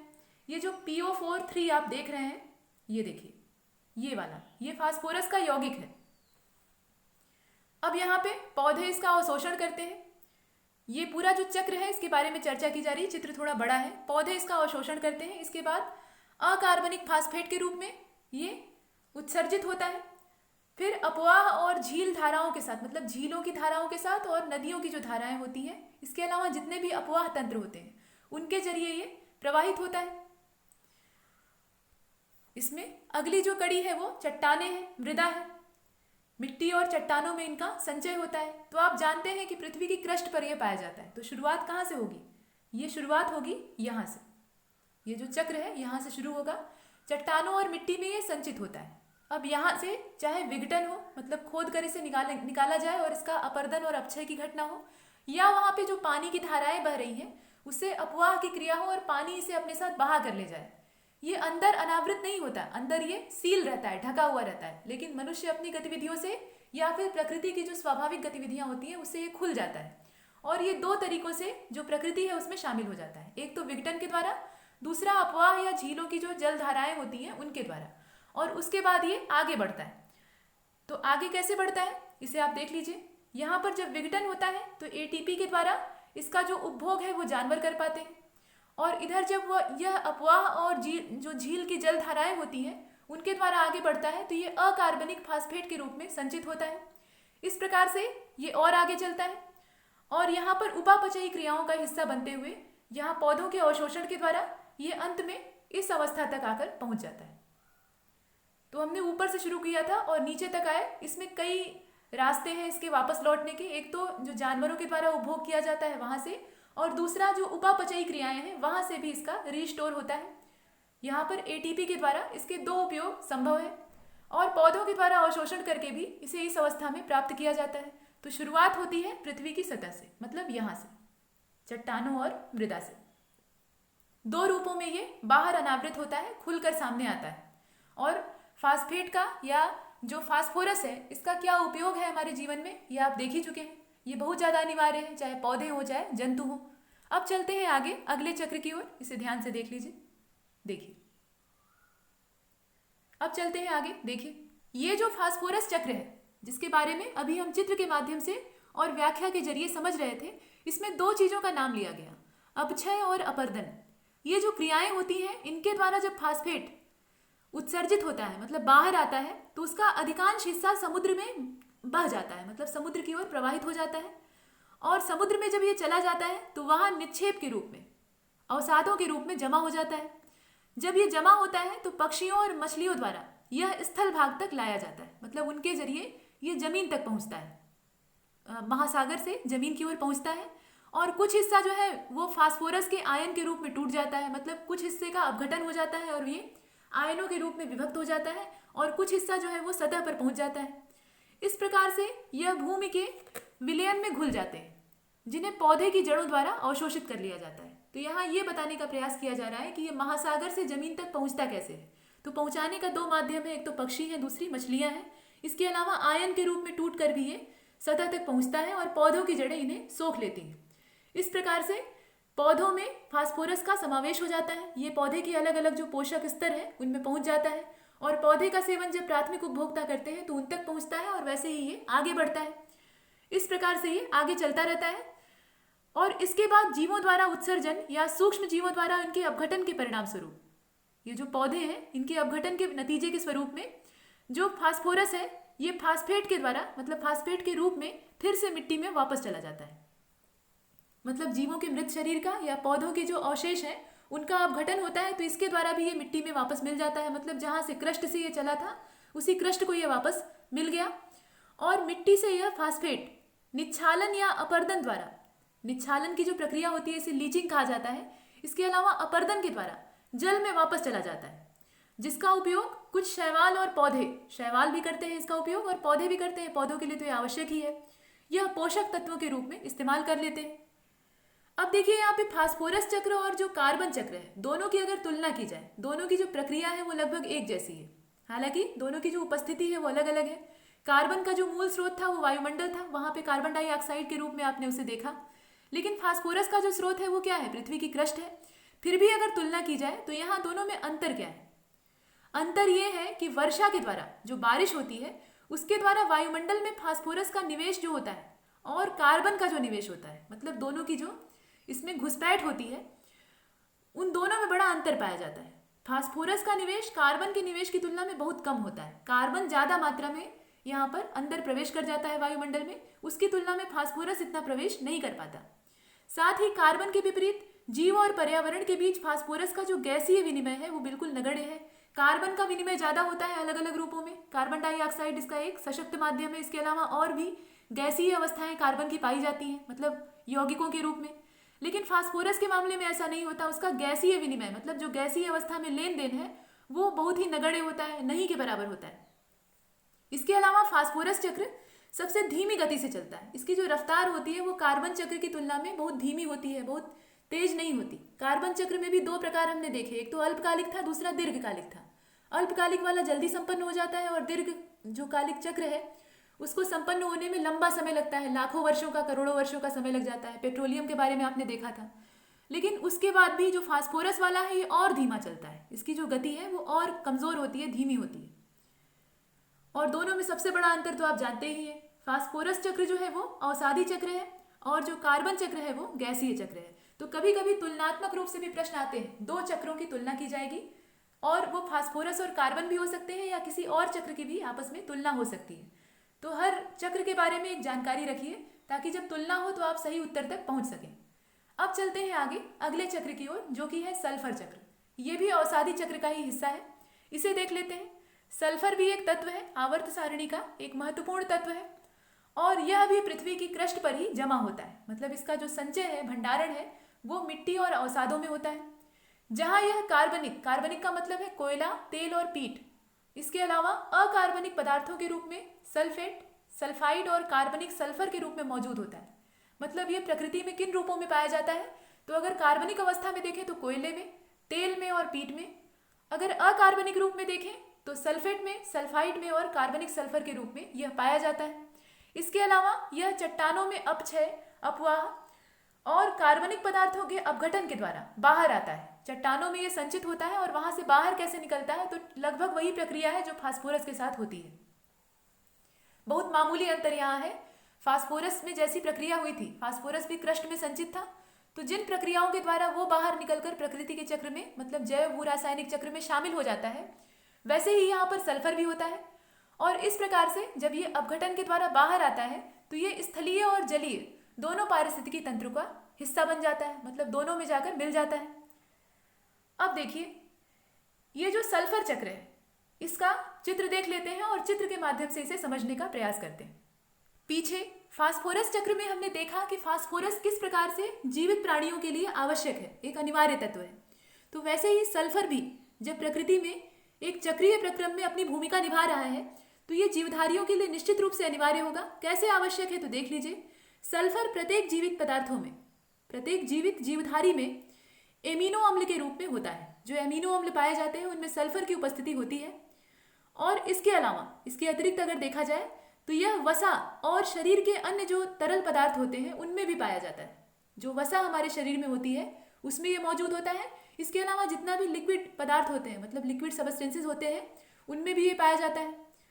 और सल्फर अलग अलग रूपों में, जैसे कि मृदा, मृदा का मतलब मिट्टी, इसके अलावा पाइराइट और सल्फर चट्टान, जो तलछटी चट्टानें होती हैं, उनमें पाया जाता है अगर ठोस अवस्था में देखें तो।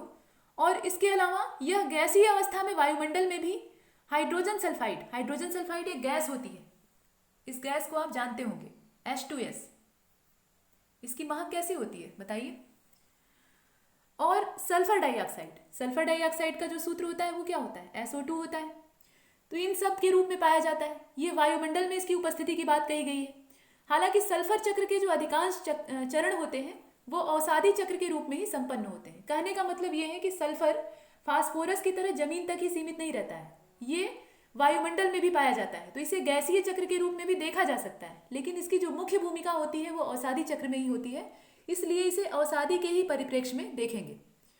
और स्थलीय और जलीय पारितंत्र में जहाँ सल्फर का प्रवेश चट्टानों के अपक्षय और अपर्दन, इसके अलावा कार्बनिक पदार्थों के विघटन से होता है, वहीं वायुमंडल में ये कैसे मुक्त होता है? वायुमंडल में इसके मुक्त होने का जो जरिया है उसमें सबसे सशक्त माध्यम होते हैं ज्वालामुखी।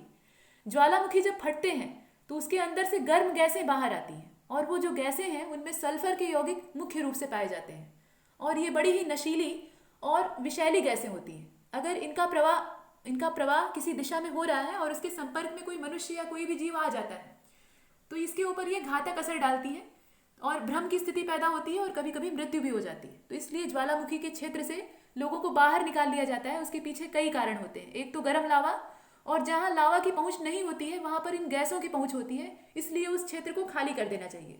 ज्वालामुखी इस मामले में घातक होते हैं। तो ये गैसें वायुमंडल में विलीन होती हैं और इस प्रकार से सल्फर वायुमंडल तक पहुंचता है। तो सल्फर के स्थल मंडल, जल मंडल और वायुमंडल में पहुंचने के अलग अलग माध्यम हैं। फिलहाल यहाँ पर अवसादी चक्र में हम इसका अध्ययन कर रहे हैं, तो ज्यादातर हम जमीन पर ही रहेंगे। देखते हैं इसे। यहाँ जो आप चित्र देख रहे हैं इसे देखिए, ये चित्र थोड़ा बड़ा है।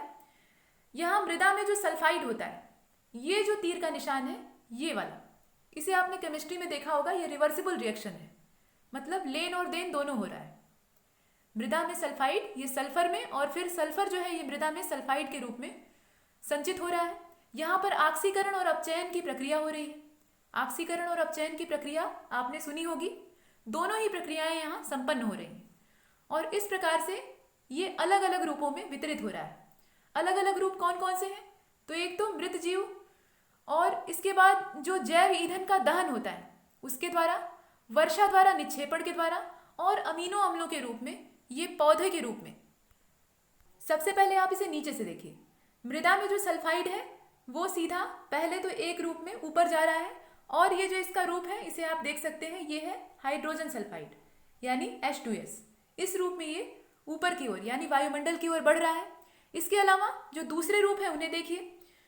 इसी मृदा में जो सल्फाइड है, मतलब मिट्टी में जो मौजूद सल्फाइड है, इसका ऑक्सीकरण होता है। इस प्रकार से ये मृदा में सल्फेट के रूप में आगे बढ़ता है और इसी का फिर अपचयन होता है तो ये वापस लौट आता है। फिलहाल ऑक्सीकरण की बात करते हैं। तो ऑक्सीकरण के जरिए ये ऊपर बढ़ता है, मतलब ऊपर की ओर बढ़ता है, आगे के चक्र में प्रवेश करता है और यहाँ पर मृत जीव द्रव्य और जो सूक्ष्म जीव हैं वहाँ से ये आगे संचालित होता है, मतलब इस चक्र में आगे भूमिका निभाता है। इसी प्रकार से अमीनो अम्ल के द्वारा ये पौधों तक पहुँचता है। और यहाँ पर देखिए जो जैव ईंधन होते हैं उनका जब दहन किया जाता है तो उससे भी सल्फर डाइऑक्साइड गैस मुक्त होती है। जैव ईंधनों का दहन करने से सिर्फ कार्बन ही नहीं मुक्त होता बल्कि सल्फर डाइऑक्साइड या सल्फर के जो और यौगिक होते हैं वो भी मुक्त होते हैं। तो इस प्रकार से भी ये वायुमंडल में वापस लौट जाता है। आप जानते हैं कि सल्फर दो रूपों में वायुमंडल में मुख्य रूप से पाया जाता है, एक तो हाइड्रोजन सल्फाइड और दूसरा सल्फर डाइऑक्साइड। तो ये दोनों ही रूपों में आपने देखा। सल्फर डाइऑक्साइड के रूप में ये कैसे जाता है, ये जैव ईंधनों के दहन के द्वारा जाता है। इसके अलावा वर्षा के द्वारा जब इसका निक्षेपण होता है, वर्षा के द्वारा जब पानी बरसता है तो इसका निक्षेपण होता है और ये फिर वापस मिट्टी में लौट आता है। और जब इसकी मात्रा बहुत ज़्यादा बढ़ जाती है तो इसी प्रकार से अम्ल वर्षा भी होती है, वो अलग बात है। फिलहाल यहाँ वर्षा के द्वारा ये मिट्टी में फिर से लौट आता है। तो ये वायुमंडल तक गया और वर्षा के द्वारा जो बारिश की बूंदें हैं उनमें संचित हुआ और फिर वापस मिट्टी में आकर स्टोर हो गया। मतलब क्रस्ट से ये चला था, मिट्टी से ये चला था, ऊपर की ओर गया, मतलब वायुमंडल की ओर बढ़ा अलग अलग माध्यमों के जरिए। ये अलग अलग माध्यम आप देख रहे हैं, इनके माध्यम से ये वायुमंडल तक पहुंचा और वायुमंडल में ये बादलों में सम्मिलित हुआ और वर्षा के जल के द्वारा ये फिर वापस मिट्टी की ओर लौट आया। ये पूरी प्रक्रिया है और यही सरल रूप में यहाँ पर फास्फोरस चक्र के रूप में देखी जाती है। माफ कीजिएगा, सल्फर चक्र के रूप में देखी जाती है। फास्फोरस चक्र तो हम पीछे ही देख चुके हैं। ये पूरा चक्र है, इसमें ऑक्सीकरण और अपचयन दोनों ही प्रक्रियाएं होती हैं और ये मुख्य रूप से क्रस्ट के संदर्भ में यहाँ देखा जा रहा है। वायुमंडल के संदर्भ में अगर आप देखिएगा तो इसके दो रूप हैं, एक तो हाइड्रोजन सल्फाइड है और दूसरा सल्फर डाइऑक्साइड है और पौधे भी इसमें महत्वपूर्ण भूमिका निभाते हैं। तो चलते हैं आगे। अगला जो हमारा टॉपिक है वो है पारिस्थितिकीय अनुक्रम। पारिस्थितिकीय अनुक्रम या इसी को हम कहते हैं जैविक अनुक्रम। इंग्लिश में आप इसे बायोटिक या इकोलॉजिकल सक्सेशन कह सकते हैं। ये है क्या, इसकी परिभाषा क्या होती है और ये कितने प्रकार का होता है, उन प्रकारों का हम यहाँ अध्ययन करने जा रहे हैं। तो सबसे पहले परिभाषा देखते हैं। देखिए, पीडीएफ के माध्यम से देखिए, फिर उसकी व्याख्या भी सुन लीजिएगा। देखिए, वह प्रक्रम जिसके द्वारा किसी क्षेत्र में पाई जाने वाली, किसी भी क्षेत्र में पाई जाने वाली वनस्पति और जंतुओं की प्रजाति, यहाँ पेड़ पौधों और जीवों दोनों की बात हो रही है, दोनों प्रजातियों की बात कर रहे हैं, इनके समुदाय में समय के साथ दूसरे समुदाय के रूप में परिवर्तन जब होने लगता है या इनका स्थान दूसरे समुदाय के लोग जो हैं वो लेने लगते हैं, तो इस प्रकार की जो प्रक्रिया है ये पारिस्थितिकी अनुक्रम कहलाती है। कहने का मतलब ये है कि मान लीजिए किसी स्थान पर कोई जीव जाति पहले से रह रही होती है और समय के साथ या अनुकूलन की जो प्रक्रिया होती है उसके तहत उनकी जो संरचना है उसमें या तो परिवर्तन हो जाए या उनकी जाति का स्थान कोई दूसरी जीव जाति आकर ले ले, तो ये जो प्रक्रिया है यही कहलाती है पारिस्थितिकीय अनुक्रम। यह क्रिया पौधों में भी हो सकती है और जीवों में भी हो सकती है और इसमें जो प्रकार है उन्हें हम बाद में देखेंगे, इसे और विस्तार से चर्चा कर लेते हैं। यह जीवीय अनुक्रम है, मतलब जीवों के अंदर संपन्न होने वाला एक क्रम है। यह एक ऐसी अनुत्क्रमणीय प्रक्रिया है, अनुत्क्रमणीय का मतलब क्या, इरिवर्सिबल, जिसके द्वारा पारिस्थितिकीय तंत्र का क्रमिक विकास होता है। ये पारिस्थितिकीय तंत्र के योगदान या उनके विकसित होने में योगदान देते हैं, मतलब ये पारिस्थितिकी तंत्र का विकास ही करते हैं। विनाश भी कभी कभी हो जाता है लेकिन ज़्यादातर ये योगदान ही देते हैं, निर्माण करते हैं। जैविक समुदाय कभी भी स्थायी नहीं होते, स्थिरता उसमें नहीं पाई जाती। अगर वो स्थिर हो जाएंगे तो जो पारितंत्र है या पारिस्थितिकी तंत्र है वो एक जैसा हो जाएगा या नीरस हो जाएगा और अंत में विलुप्त हो जाएगा। लेकिन इनमें एक रस्ता नहीं होती, स्थायित्व नहीं होता, बल्कि वे समय और स्थान के साथ, जैसे जैसे समय बदलता है या जैसे जैसे स्थान की स्थितियाँ बदलती हैं वैसे वैसे ये निरंतर गतिशील और परिवर्तनशील होते हैं। ये चलायमान होते हैं और निरंतर बदलते रहते हैं। ये कभी भी अपनी जाति घटकों या भौतिक पर्यावरण के साथ स्थायी संतुलन में नहीं पाए जाते हैं। कभी भी इनका संतुलन स्थायी नहीं होता। ऐसा नहीं है कि वर्तमान में पर्यावरण के साथ या जो जलवायु है उसके साथ किसी जीव जाति ने तालमेल बिठा लिया है तो अगले 50 वर्षों में भी वो ऐसा ही करेगी। समय के साथ इनमें बदलाव होता है और जब आपस में अनुकूलन नहीं हो पाता तो वो जो जीव जाति है या तो वो उस स्थान को छोड़कर चली जाती है या फिर विलुप्त हो जाती है और उसका स्थान कोई दूसरी जीव जाति आकर ले लेती है जो कि वर्तमान जलवायु के लिए उपयोगी होती है और अनुकूलित होती है। यही चीज़ है पारिस्थितिकीय अनुक्रम। और अनुक्रम के परिवर्तन की इसी प्रगामी श्रृंखला को, ये जो श्रृंखला है ये कैसी है? प्रगामी है, मतलब ये प्रोग्रेसिव है। एक के बाद एक इनमें परिवर्तन होता है, क्रमबद्ध तरीके से होता है। देखिए पर्यावरण में कुछ भी एकाएक नहीं होता, क्रमबद्ध तरीके से ही होता है, और तभी ये प्रक्रिया संतुलित रूप में आगे बढ़ती है। इनमें असंतुलन तभी पैदा होता है जब मनुष्य इसमें बीच में दखल देता है या कोई भी बाहरी गतिविधि इसमें आकर शामिल हो जाती है। लेकिन अगर ये प्रकृति के द्वारा पहले से निर्धारित तरीके से हो रही है तो इसमें स्थिरता एक सीमित मात्रा में होगी, और इसके अलावा ये एक बैलेंस तरीके से, संतुलित तरीके से चल पाएगी। और ये जो पारिस्थितिकीय अनुक्रम है ये संतुलित ही होता है। इस तरह अनुक्रम के द्वारा किसी क्षेत्र की प्रजाति की संरचना में परिवर्तन का पता चलता है। किसी क्षेत्र विशेष में 100 साल पहले जो जीवों की प्रजाति रह रही थी वो वर्तमान में नहीं पाई जाती या दूसरे रूप में पाई जाती है, तो इसके पीछे यही अनुक्रम जिम्मेदार है। जो जीवीय अनुक्रम है इसमें किसी क्षेत्र में उपस्थित होने वाला पहला जीव या समुदाय अग्रज समुदाय कहलाता है। ये जो जीवीय अनुक्रम होता है, जीवों का अनुक्रम, इसमें जो पहले वाले जीव होते हैं, जो सबसे पहले पाए जाने वाले जीव प्रजातियां थी, मतलब उस स्थान पर जो सबसे पहले जीव पाए जाते थे, सरल भाषा में समझ लीजिए, वो यहाँ पर अग्रज समुदाय के रूप में जाने जाते हैं। ये पायनियर कम्युनिटी कहलाते हैं। जबकि इस अनुक्रम में भाग लेने वाले प्रत्येक जो परिवर्तनशील समुदाय होते हैं इन्हें क्रमक कहा जाता है। तो क्रमक यहाँ पे क्या है? ये इस प्रक्रिया में भाग लेने वाले परिवर्तनशील समुदाय हैं। ये बार बार परिवर्तित होते हैं, इनमें स्थिरता नहीं पाई जाती, ये प्रारंभिक नहीं होते, ये बीच की कड़ी होते हैं। और अंत में जो समुदाय सामने आता है, अपने आप को वहां पर स्थापित कर लेता है, स्थायित्व धारण कर लेता है, उसे वहां का चरम समुदाय कहते हैं, यानी क्लाइमेक्स कम्युनिटी के तौर पे देखते हैं। ये चरम समुदाय है, ये अंतिम अवस्था है। मतलब परिवर्तन का जो दौर होता है वो क्रमकों का होता है, और जो मूल अवस्था होती है, प्रारंभिक अवस्था होती है, वो अग्रजों की होती है, और अंतिम में जो समुदाय बनकर सामने आता है वो चरम समुदाय होता है। ये सब कुछ हम यहाँ देख रहे हैं, और यहाँ आप PDF में देख लीजिए। वे समुदाय अग्रगामी समुदाय कहलाते हैं जो किसी खाली क्षेत्र में सबसे पहले अपना निवास स्थान बनाते हैं। मतलब कोई खाली जमीन थी, कोई खाली एरिया था, वहां आकर जो सबसे पहले जीव बस गए, जिन जीवों ने सबसे पहले वहां अपना ठिकाना बनाया, वो यहाँ पे अग्रगामी समुदाय या अग्रज कहलाते हैं। अग्रज का मतलब क्या होता है? बड़ा, बड़े भाई को अग्रज कहा जाता है। तो वैसे ही ये अग्रगामी होते हैं, सबसे पहले आए रहते हैं। और जो इस अनुक्रम का अंतिम हिस्सा होता है, मतलब अंतिम चरण में जो समुदाय यहाँ आकर स्थापित होता है, वो चरमोत्कर्ष समुदाय कहलाता है या चरम समुदाय कहलाता है, जिसे कि आप क्लाइमेक्स कहते हैं। एक दिए हुए क्षेत्र में, कोई भी क्षेत्र हो, उसमें समुदायों का संपूर्ण क्रम, जो पूरा क्रम है, जिसके अनुक्रम के दौरान एक समुदाय दूसरे का अनुवर्ती होता है, मतलब एक के बाद एक उपस्थित होता है। अनुवर्ती का मतलब एक के बाद एक लाइन में लगे हुए हैं। तो यह क्रमावस्था कहलाती है, और इन्हें ही हम क्रमक के नाम से जानते हैं। ये जो क्रमक होते हैं ये बीच की कड़ी होते हैं। तो सबसे पहले कौन आते हैं इसमें, इसे आप एक फ्लो चार्ट के जरिए समझ लेते हैं। पहले जो है वो अग्रज होते हैं, माफ कीजिएगा, ये जो है पहले वाले ये अग्रज होते हैं। इसके बाद इनसे जो बाद वाली कड़ी है वो क्रमक होते हैं। क्रमक जो है ये बीच में आते हैं, और इसके बाद जो अंतिम अवस्था होती है वो चरम की अवस्था होती है। और ये जो चरम में पाए जाने वाले जीव हैं ये अंतिम रूप से हमारे सामने आते हैं। सबसे पहले जो जीव जाति थी वो अग्रजों के रूप में थी। आगे चलते हैं और देखते हैं इसे।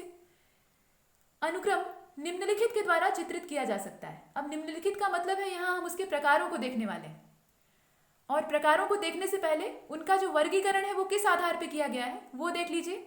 तो बढ़ी हुई उत्पादकता में जो वृद्धि होती है उसके आधार पे, भंडारण से पोषक तत्वों का विस्थापन जो होने लगता है, जो भंडारित अवस्था है पोषक तत्वों की, वहां से जब पोषक तत्व निकलने लगते हैं तो उसके आधार पे इसे दर्शाया जा सकता है।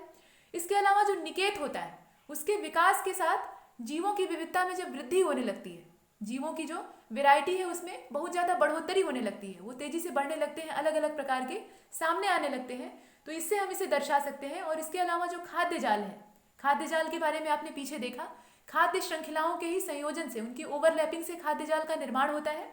तो ये खाद्य जाल की जो जटिलता होती है उसमें जब बहुत ज्यादा वृद्धि हो जाती है तो उससे भी हम इसे समझ सकते हैं। तो ये कुछ प्रक्रियाएं हैं। अब आइए इनके प्रकारों को देख लेते हैं। ये जो अनुक्रम है ये कितने प्रकार के होते हैं और उन प्रकारों को हम किस प्रकार से परिभाषित करेंगे ये देखते हैं। अच्छा, एक चीज और है, प्रकार देखने से पहले प्राथमिक अनुक्रम तक चले, वहां से पहले एक चीज और जान लीजिए।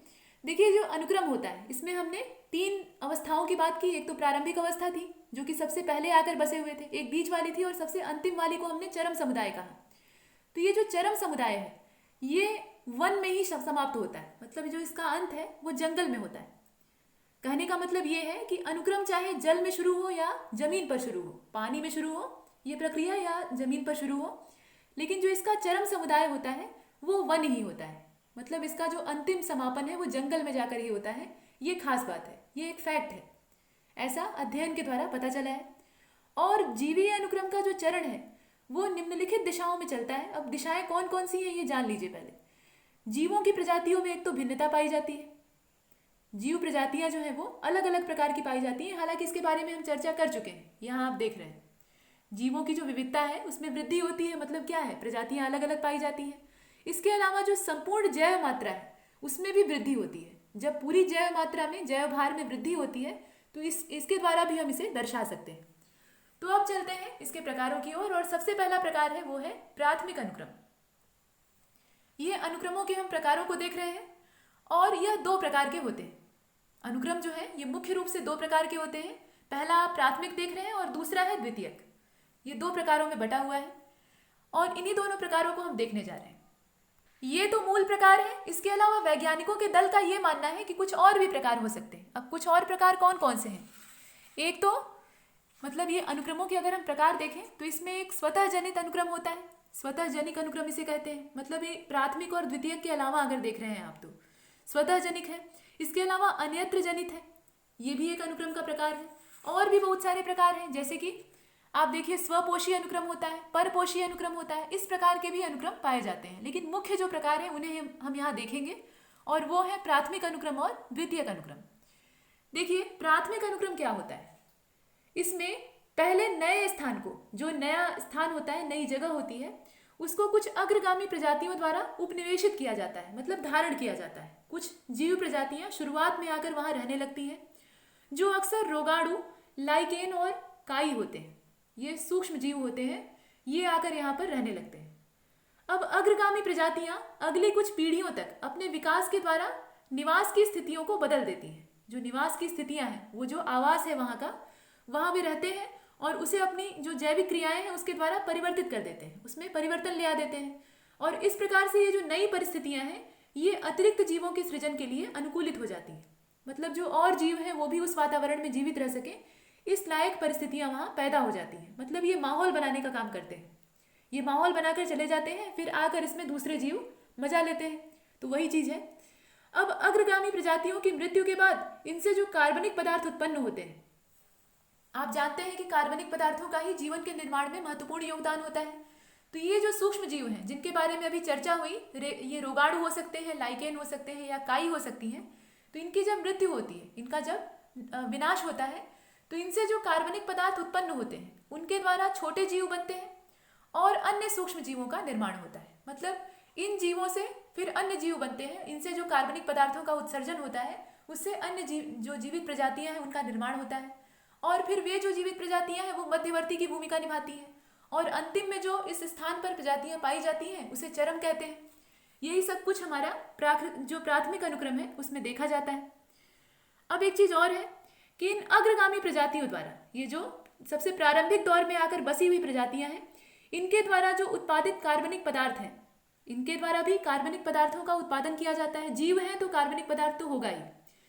इनके अपघटन से पोषक तत्व भूमि में मिल जाते हैं। इनका जब अपघटन होता है तो जो पोषक पदार्थ है वह मिट्टी में जाकर मिल जाते हैं और कार्बनिक मलबा ये दरारों में जमा हो जाता है। जब ये कार्बनिक मलबा दरारों में जमा होता है तो वहां पर पौधे उगते हैं। पौधों को भी कार्बनिक पदार्थ की तलाश होती है, तो उनके बीज वहां पनपने लगते हैं और इस प्रकार से पौधों का जन्म होता है। और जैसे जैसे जीव समुदाय विकसित होता है, पौधे विकसित होंगे तो उसके बाद शाकाहारी जीवों का विकास होगा और इन शाकाहारी जीवों को खाने वाले मांसाहारी जीव विकसित होंगे। इस प्रकार से खाद्य श्रृंखला आगे बढ़ने लगेगी, मतलब एक पूरा बायोम वहाँ विकसित होने लगेगा। तो इस प्रकार से जैसे जैसे जीव समुदायों का विकास होता है और उस प्रकार से ये अनुक्रम आगे बढ़ने लगता है। अब ये जो अग्रगामी प्रजातियां हैं ये निवास की परिस्थितियों में परिवर्तन करती हैं। यहाँ पर जो अग्रगामी प्रजातियां हैं इनके निवास की परिस्थितियों में परिवर्तन होता है और नई प्रजातियों का यहाँ आक्रमण होने लगता है। कहने का मतलब ये है कि ये जो अग्रगामी प्रजातियां हैं या तो ये अपनी जगह स्वेच्छा से छोड़ देती हैं, अपनी मर्जी से छोड़ देती हैं, या फिर बाहरी जो प्रजातियां हैं यहाँ जीवन के लिए अनुकूल परिस्थितियां देखती हैं और यहाँ हमला बोल देती हैं कि चलिए यहीं रहने लायक बढ़िया जगह है, यहीं पर आकर रहते हैं, और यहाँ जो पहले से रह रहे हैं उन्हें खदेड़ देते हैं, उन्हें बाहर कर देते हैं। तो ऐसी स्थितियां यहाँ उत्पन्न होती हैं। इससे ये जो बेचारे पहले वाले हैं मतलब अग्रगामी हैं ये गायब हो जाते हैं और इनके स्थान पर नए नवेले जीव आ जाते हैं। इस प्रकार से यहाँ अनुक्रम का निर्माण होता है। तो ये है प्राथमिक अनुक्रम, इसकी चर्चा हम यहाँ कर रहे थे और इसमें तीनों ही स्तरों को आपने देखा। यह अनुक्रम, इसकी अगर आप परिभाषा देखें, परिभाषा के तौर पे इसे आप अगर देखना चाहें तो इसे देखिए, ऐसा अनुक्रम वहाँ शुरू होता है, मतलब इसकी शुरुआत वहाँ होती है जहाँ कोई सजीव नहीं होता। ये खास बात है, ये जो प्राथमिक अनुक्रम है ये वहीं शुरू होगा जहाँ पर कोई सजीव नहीं पाया जाता, अर्थात ऐसा क्षेत्र जहाँ पहले से कोई जीवित जीव या वनस्पति अनुपस्थित हो। न सिर्फ जीव बल्कि वनस्पति भी यहाँ पहले से न पाई जाती हो। जैसे कि एक खुला पत्थर है या ज्वालामुखी से निकला हुआ गर्म लावा है या कोई नया तालाब है। नया तालाब का मतलब ये है कि उसमें कोई भी जीव न पाया जाता हो। तो इस प्रकार के जो स्थान है यहाँ से प्राथमिक अनुक्रम शुरू होता है। और इन क्षेत्रों में अग्रज समुदाय जो कि पायनियर कम्युनिटी है, इसके रूप में प्रायः सूक्ष्म जीव, इसके अलावा काई या लाइकेन ये पहुँचते हैं, जिनके बारे में आपने देखा। और इस प्रकार से इनका वृद्धि और विकास होता है। ये उस क्षेत्र को रहने के योग्य बनाते हैं और जब ये रहने के योग्य बना देते हैं तो यहाँ दूसरे समुदाय आकर रहने लगते हैं।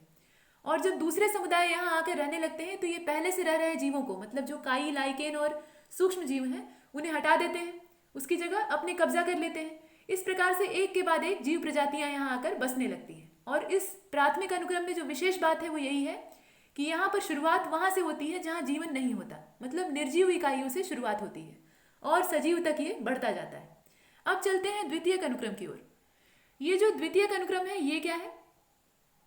तो ऐसा क्षेत्र, मतलब ये द्वितीयक अनुक्रम की बात की जा रही है, इसमें ऐसा क्षेत्र जहाँ सभी या अधिकांश, सभी हो सकते हैं या मैक्सिमम हो सकते हैं, जो जीव होते हैं वो किसी कारणवश, कोई भी कारण हो सकता है। अब कारण क्या है? जलवायविक कारण हो सकता है, जैविक कारण हो सकता है, या स्थलाकृतियों का परिवर्तन हो सकता है, या मनुष्य की गतिविधियां भी कभी कभी जिम्मेदार होती हैं, इन वजहों से नष्ट हो जाते हैं। मतलब वहाँ जो रहने वाले मैक्सिमम जीव थे या अधिकांश जीव प्रजातियां थी, वो इनमें से किसी क्रियाकलाप के द्वारा, मतलब मनुष्य की क्रियाकलाप या स्थलाकृतियों का वहाँ हेर फेर हुआ, कोई हलचल उत्पन्न हुई उसके जरिए, या जलवायु ही वहाँ की बदल गई, इसके द्वारा नष्ट हो गए। और फिर से अनुक्रम की प्रक्रिया जो है वहाँ एक बार फिर से आरंभ होती है, मतलब नए सिरे से शुरू हो जाती है। तो ये कहलाती है द्वितीयक अनुक्रम, मतलब दूसरे सिरे से एक बार फिर से नई शुरुआत होती है। मतलब जो पहले से रहने वाली जीव प्रजाति थी वो पूरी तरह से नष्ट हो गई और उसके स्थान पर एक नए प्रकार का जो समुदाय है वो वहाँ विकसित होने लगता है। ये यहाँ पर द्वितीयक अनुक्रम की श्रेणी में आता है। यह क्षेत्र जो छोड़ी हुई कृषि भूमि होती है, मतलब जिसे किसान खेती के लिए अनुपयोगी मानकर छोड़ देते हैं, वह भी हो सकती है। इसके अलावा जो जले हुए जंगल होते हैं, आपने सुना होगा कि जंगलों में आग लग जाती है, और जब जंगलों में आग लगती है तो जो जैव विविधता होती है वो बुरी तरह से प्रभावित होती है। अभी अमेजन के जंगल और ऑस्ट्रेलिया के जंगलों में भीषण आग लगी थी कुछ समय पहले ही, तो वहाँ की जो जैव विविधता है वो बुरी तरह से प्रभावित होती है, काफ़ी बुरा असर पड़ता है। हालांकि जंगल की आग फायदेमंद भी होती है, ये मिट्टी को नया जीवन देती है, मिट्टी की जो परतें होती हैं उनमें जीवन का संचार करती है। लेकिन जब ये अनियंत्रित हो जाती है, जब इसमें नियंत्रण खत्म हो जाता है तो ये विनाशकारी हो जाती है, और वही बात यहाँ देखी जाती है। तो इस प्रकार से क्या होगा, जो वहाँ की जीव प्रजातियाँ और वनस्पतियाँ हैं वो नष्ट हो जाएंगी, और इससे वहाँ एक बार पूरा जो बायोम है वो डिस्टर्ब हो जाएगा, और नए सिरे से जब जीवन वहाँ प्रारंभ होगा, ऐसा तो है नहीं कि वो हमेशा निर्जन बना रहेगा। प्रकृति जो है वो जब परिवर्तन करती है तो नए जीवन का निर्माण वहाँ होना स्वाभाविक है, फिर से जीवन उत्पन्न होगा। तो जो नया जीवन आरंभ होगा वहाँ से शुरू होगा द्वितीयक अनुक्रम। ये जो सेकेंडरी सक्सेशन है ये वहाँ से आरंभ होगा। इसकी परिभाषा देख लेते हैं। परित्यक्त जीव, यहाँ पे परित्यक्त का मतलब होता है छोड़ी हुई, जिसे कि त्याग दिया गया। तो इस प्रकार की जो जमीन है इस पर पहले घास की कठोर प्रजातियां उगती हैं। मान लीजिए कोई किसान जो है किसी जमीन पर खेती कर रहा था और वहाँ फसल पैदा होनी बंद हो गई, मतलब वो जमीन बंजर हो गई, और उसने परती छोड़ दिया। परती का मतलब उस पर कुछ नहीं उगाया, उसे अनुपयोगी मान लिया, बेकार समझ लिया। तो कुछ समय के बाद वहाँ पे रूखी और जो बेकार तरीके की घासें होती हैं वो उत्पन्न होंगी। और ये जो घासें हैं, ये जो घास की प्रजातियां हैं, ये किसी भी परिस्थिति में जीवित रहने के लिए अनुकूलित होती हैं। ये बड़ी ही रूखी होती है। अब इस घास के साथ साथ ही जल्दी जल्दी लंबी घासें उगेंगी, और लंबी घासें उगेंगी तो पौधे विकसित होंगे। पहले क्या होगा, जो बंजर जमीन पर उगने वाली बेकार क्वालिटी की घासें हैं, रुक्ष घासें हैं, वो पैदा होंगी और वहाँ की मिट्टी को रिचार्ज करेंगी, रिफिल करेंगी, और मिट्टी इस लायक हो जाएगी कि वहाँ फिर कुछ अच्छा उग सके। तो बड़ी बड़ी घासों का निर्माण होगा। अब जब ये बड़ी बड़ी घासें उगेंगी तो इससे मिट्टी में और जान आएगी, और इसके बाद बड़े बड़े वृक्षों का निर्माण होगा। तो इस प्रकार से एक बार फिर से वहाँ पर जैव विविधता उत्पन्न होने लगेगी नए सिरे से, और यही है द्वितीयक अनुक्रम। इस प्रकार एक परित्यक्त भूमि जो है वो एक अवधि के बाद पेड़ों से भर जाती है और फिर एक जंगल में बदल जाती है। मतलब जो इसका चरम है, अंत है, वो जंगल पर होता है। ये बात यहाँ आकर सिद्ध होती है। अब देखिए, जो प्राथमिक और द्वितीयक अनुक्रम है, इनके बीच का अंतर क्या है, डिफरेंस क्या है इनके बीच में, ये जानना आवश्यक है। तो यह अंतर यह है कि द्वितीयक अनुक्रम पहले से ही गठित होता है और अच्छी तरह से विकसित मिट्टी पर शुरू होता है। मतलब इसकी जो शुरुआत होती है उसके लिए एक बेस तैयार रहता है। मतलब इसकी शुरुआत से नहीं करनी पड़ती, ये द्वितीयक होता ही है। मतलब पहले से बनी हुई व्यवस्था पर ही ये खड़ा होता है, नींव पहले से बनी होती है। लेकिन जो प्राथमिक अनुक्रम होता है वहाँ निर्जीव से शुरुआत होती है, सजीव से शुरुआत होती ही नहीं है। तो ऐसी स्थिति में नींव भी बनानी पड़ती है और उस पर मकान भी खड़ा करना होता है। तो ये इनके बीच में अंतर होता है। और आप जानते हैं, अगर बनी हुई नींव पर मकान खड़ा करना हो तो वो तेजी से होगा, मतलब जल्दी बन जाएगा। जैसे आप एक तल के मकान पे दूसरा तल बनाइए तो जो दूसरे तल का निर्माण है वो जल्दी हो जाएगा, जल्दी संपन्न होगा। लेकिन जो पहला तल होता है उसे बनाने में समय लगता है। क्यों? क्योंकि जमीन से आधार खड़ा करना ये मुश्किल काम होता है। तो इसलिए जो प्राथमिक अनुक्रम होता है उसकी गति धीमी होती है और जो द्वितीयक अनुक्रम होता है उसकी गति तेज होती है। यही कारण है, ये दोनों के बीच का डिफरेंस है। यहाँ पर हमने चर्चा की थी स्वपोषी और विषमपोषी अनुक्रम की। मतलब स्वपोषी, परपोषी, इस प्रकार के अन्य अनुक्रमों की भी हमने चर्चा की थी। तो आइए उसे भी जरा देख लेते हैं। ये तो प्राथमिक और द्वितीयक, ये मुख्य प्रकार थे। अब यह जो अनुक्रम होते हैं, मतलब स्वपोषी और विषमपोषी, इसमें हरे रंग के पौधे अधिकतर जो होते हैं उनका पत्तियों का रंग हरा होता है। हालांकि सब पौधों का नहीं होता, लेकिन मैक्सिमम का होता है। तो जो हरे रंग के पौधे होते हैं वो अधिक मात्रा में इसमें पाए जाते हैं इन अनुक्रमों में। और इस प्रकार के जो अनुक्रम होते हैं इन्हें स्वपोषी अनुक्रम के रूप में जाना जाता है। जो स्वपोषी अनुक्रम है, स्वपोषी किसको कहा जाता है? वनस्पतियों को कहा जाता है। उसमें खास तौर पे वे वनस्पतियां शामिल होती हैं जो सूर्य के प्रकाश की उपस्थिति में प्रकाश संश्लेषण की क्रिया करती हैं और अपने भोजन का निर्माण स्वयं करती हैं। तो इस प्रकार के जो हरे रंग के पौधे होते हैं वो स्वपोषी अनुक्रम का हिस्सा होते हैं। और जिस अनुक्रम में विषमपोषी अधिक मात्रा में पाए जाते हैं, विषमपोषी जो जीव होते हैं उनकी मात्रा जिस अनुक्रम में ज़्यादा होती है, स्वाभाविक है उस अनुक्रम को विषमपोषी अनुक्रम कहेंगे। और एक बड़े महाद्वीप के मध्य में जो क्षेत्र होता है वहाँ तेजी से यह अनुक्रमण चलता रहता है। ये कुछ बातें स्वपोषी और विषमपोषी अनुक्रम के बारे में थी, और इसे जरा विस्तार से आप देख लीजिए। परिभाषा के तौर पे अगर देखें तो ऐसा अनुक्रम जिसमें शुरुआती स्तर पर, प्रारंभिक जो स्तर होता है उस पर हरे पौधों की प्रबलता रहती है, जैसा कि आपने स्वपोषी वाले में देखा है, हरे पौधों की बहुतायत होती है, उसे स्वपोषी कहते हैं। मतलब ये स्वपोषी अनुक्रम होता है। और जो परपोषी या विषमपोषी अनुक्रम है, परपोषी या विषमपोषी एक ही बात है, तो उस अनुक्रम में बैक्टीरिया, कवक और जंतु, इस प्रकार के जो परपोषी होते हैं वो योगदान देते हैं, वो इसमें बाहुल्य में रहते हैं, बहुतायत रहते हैं। इस प्रकार का जो अनुक्रम होता है वो परपोषी अनुक्रम कहलाता है। पहले अनुक्रम में, पहला अनुक्रम मतलब परपोषी, माफ कीजिएगा, स्वपोषी वाला, इसमें ऊर्जा के प्रवाह द्वारा निरंतर कार्बनिक पदार्थों की मात्रा बढ़ती है। जो स्वपोषी वाला अनुक्रम होता है, इसमें दोनों अनुक्रमों को आप जो देख रहे हैं, जो स्वपोषी वाला है इसमें ऊर्जा का प्रवाह होता है। ऊर्जा का प्रवाह हर सिस्टम में होता है, ये आप जानते ही हैं। लेकिन ऊर्जा के प्रवाह के द्वारा यहाँ कार्बनिक पदार्थों की मात्रा में वृद्धि होती है, निरंतर उनकी मात्रा बढ़ती है। लेकिन जो दूसरा वाला है, यानी परपोषी वाला या विषमपोषी वाला, उसमें ऊर्जा की मात्रा में निरंतर कमी आती है। इसमें नेगेटिव में रहता है, इसमें पॉजिटिव में रहता है। ये दोनों के बीच का फर्क होता है। तो ये था स्वपोषी और परपोषी अनुक्रम। इसके अलावा एक चीज और सामने आती है जिसे कि आप न्यूडेशन के रूप में देखते हैं। न्यूडेशन जो शब्द है ये अक्सर आपने प्रश्नों में या अलग अलग स्थानों पर देखा होगा। ये है क्या? तो देखिए, जीवीय अनुक्रम की, जो जीवों का अनुक्रम आप पढ़ रहे हैं, इसी की प्रक्रिया में सबसे पहले जो खाली स्थान है उन्हीं का विकास होता है। खाली जगहों पर ही प्राथमिक अनुक्रम शुरू होता है और प्राथमिक अनुक्रम के बाद द्वितीयक का आरंभ होता है। तो ये जो खाली स्थान है जहाँ पर कोई जीवन का रूप पाया नहीं जाता, मतलब कोई जीवित चीज नहीं पाई जाती, यही जो स्थिति है यह न्यूडेशन कहलाती है। यह जो अवस्था है इसी को न्यूडेशन कहते हैं। ये अवस्था प्रायः प्राथमिक अनुक्रम में देखी जाती है। ये जगह जो है यहाँ पर जीवन का कोई भी रूप नहीं पाया जाता, चाहे वनस्पति के रूप में या जीवों के रूप में।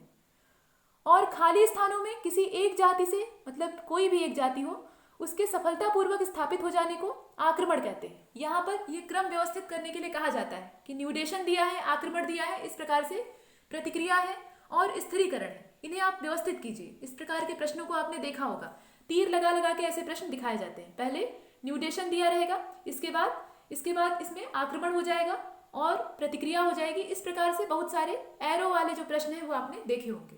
तो इन्हें व्यवस्थित करना होता है, सही क्रम चुनना होता है। ये क्या होते हैं ये जान लीजिए। देखिए, न्यूडेशन के बारे में आप समझ चुके हैं। और खाली स्थान जो होते हैं, जिन्हें कि आप न्यूड कहते हैं, इन स्थानों पर कोई एक जाति सफलतापूर्वक अगर स्थापित हो जाती है, स्थापित होने के लिए वो क्या करेगी? संघर्ष करेगी। तो ये जो प्रक्रिया है ये आक्रमण कहलाती है। और स्थापित हो जाने के बाद इनके बीच में प्रजनन होता है। प्रजनन के द्वारा इनकी संख्या में वृद्धि होती है, स्वाभाविक है, नए जीव पैदा होंगे और ये एक दूसरे के निकट आते हैं, मतलब इनमें सघनता बढ़ती है। तो आक्रमण के बाद सघनता में वृद्धि होती है। और आप जानते हैं कि जब आबादी तेजी से बढ़ने लगेगी तो संसाधनों की मात्रा कम होने लगेगी। तो इन्हीं जीवों के बीच में संघर्ष आरंभ हो जाता है।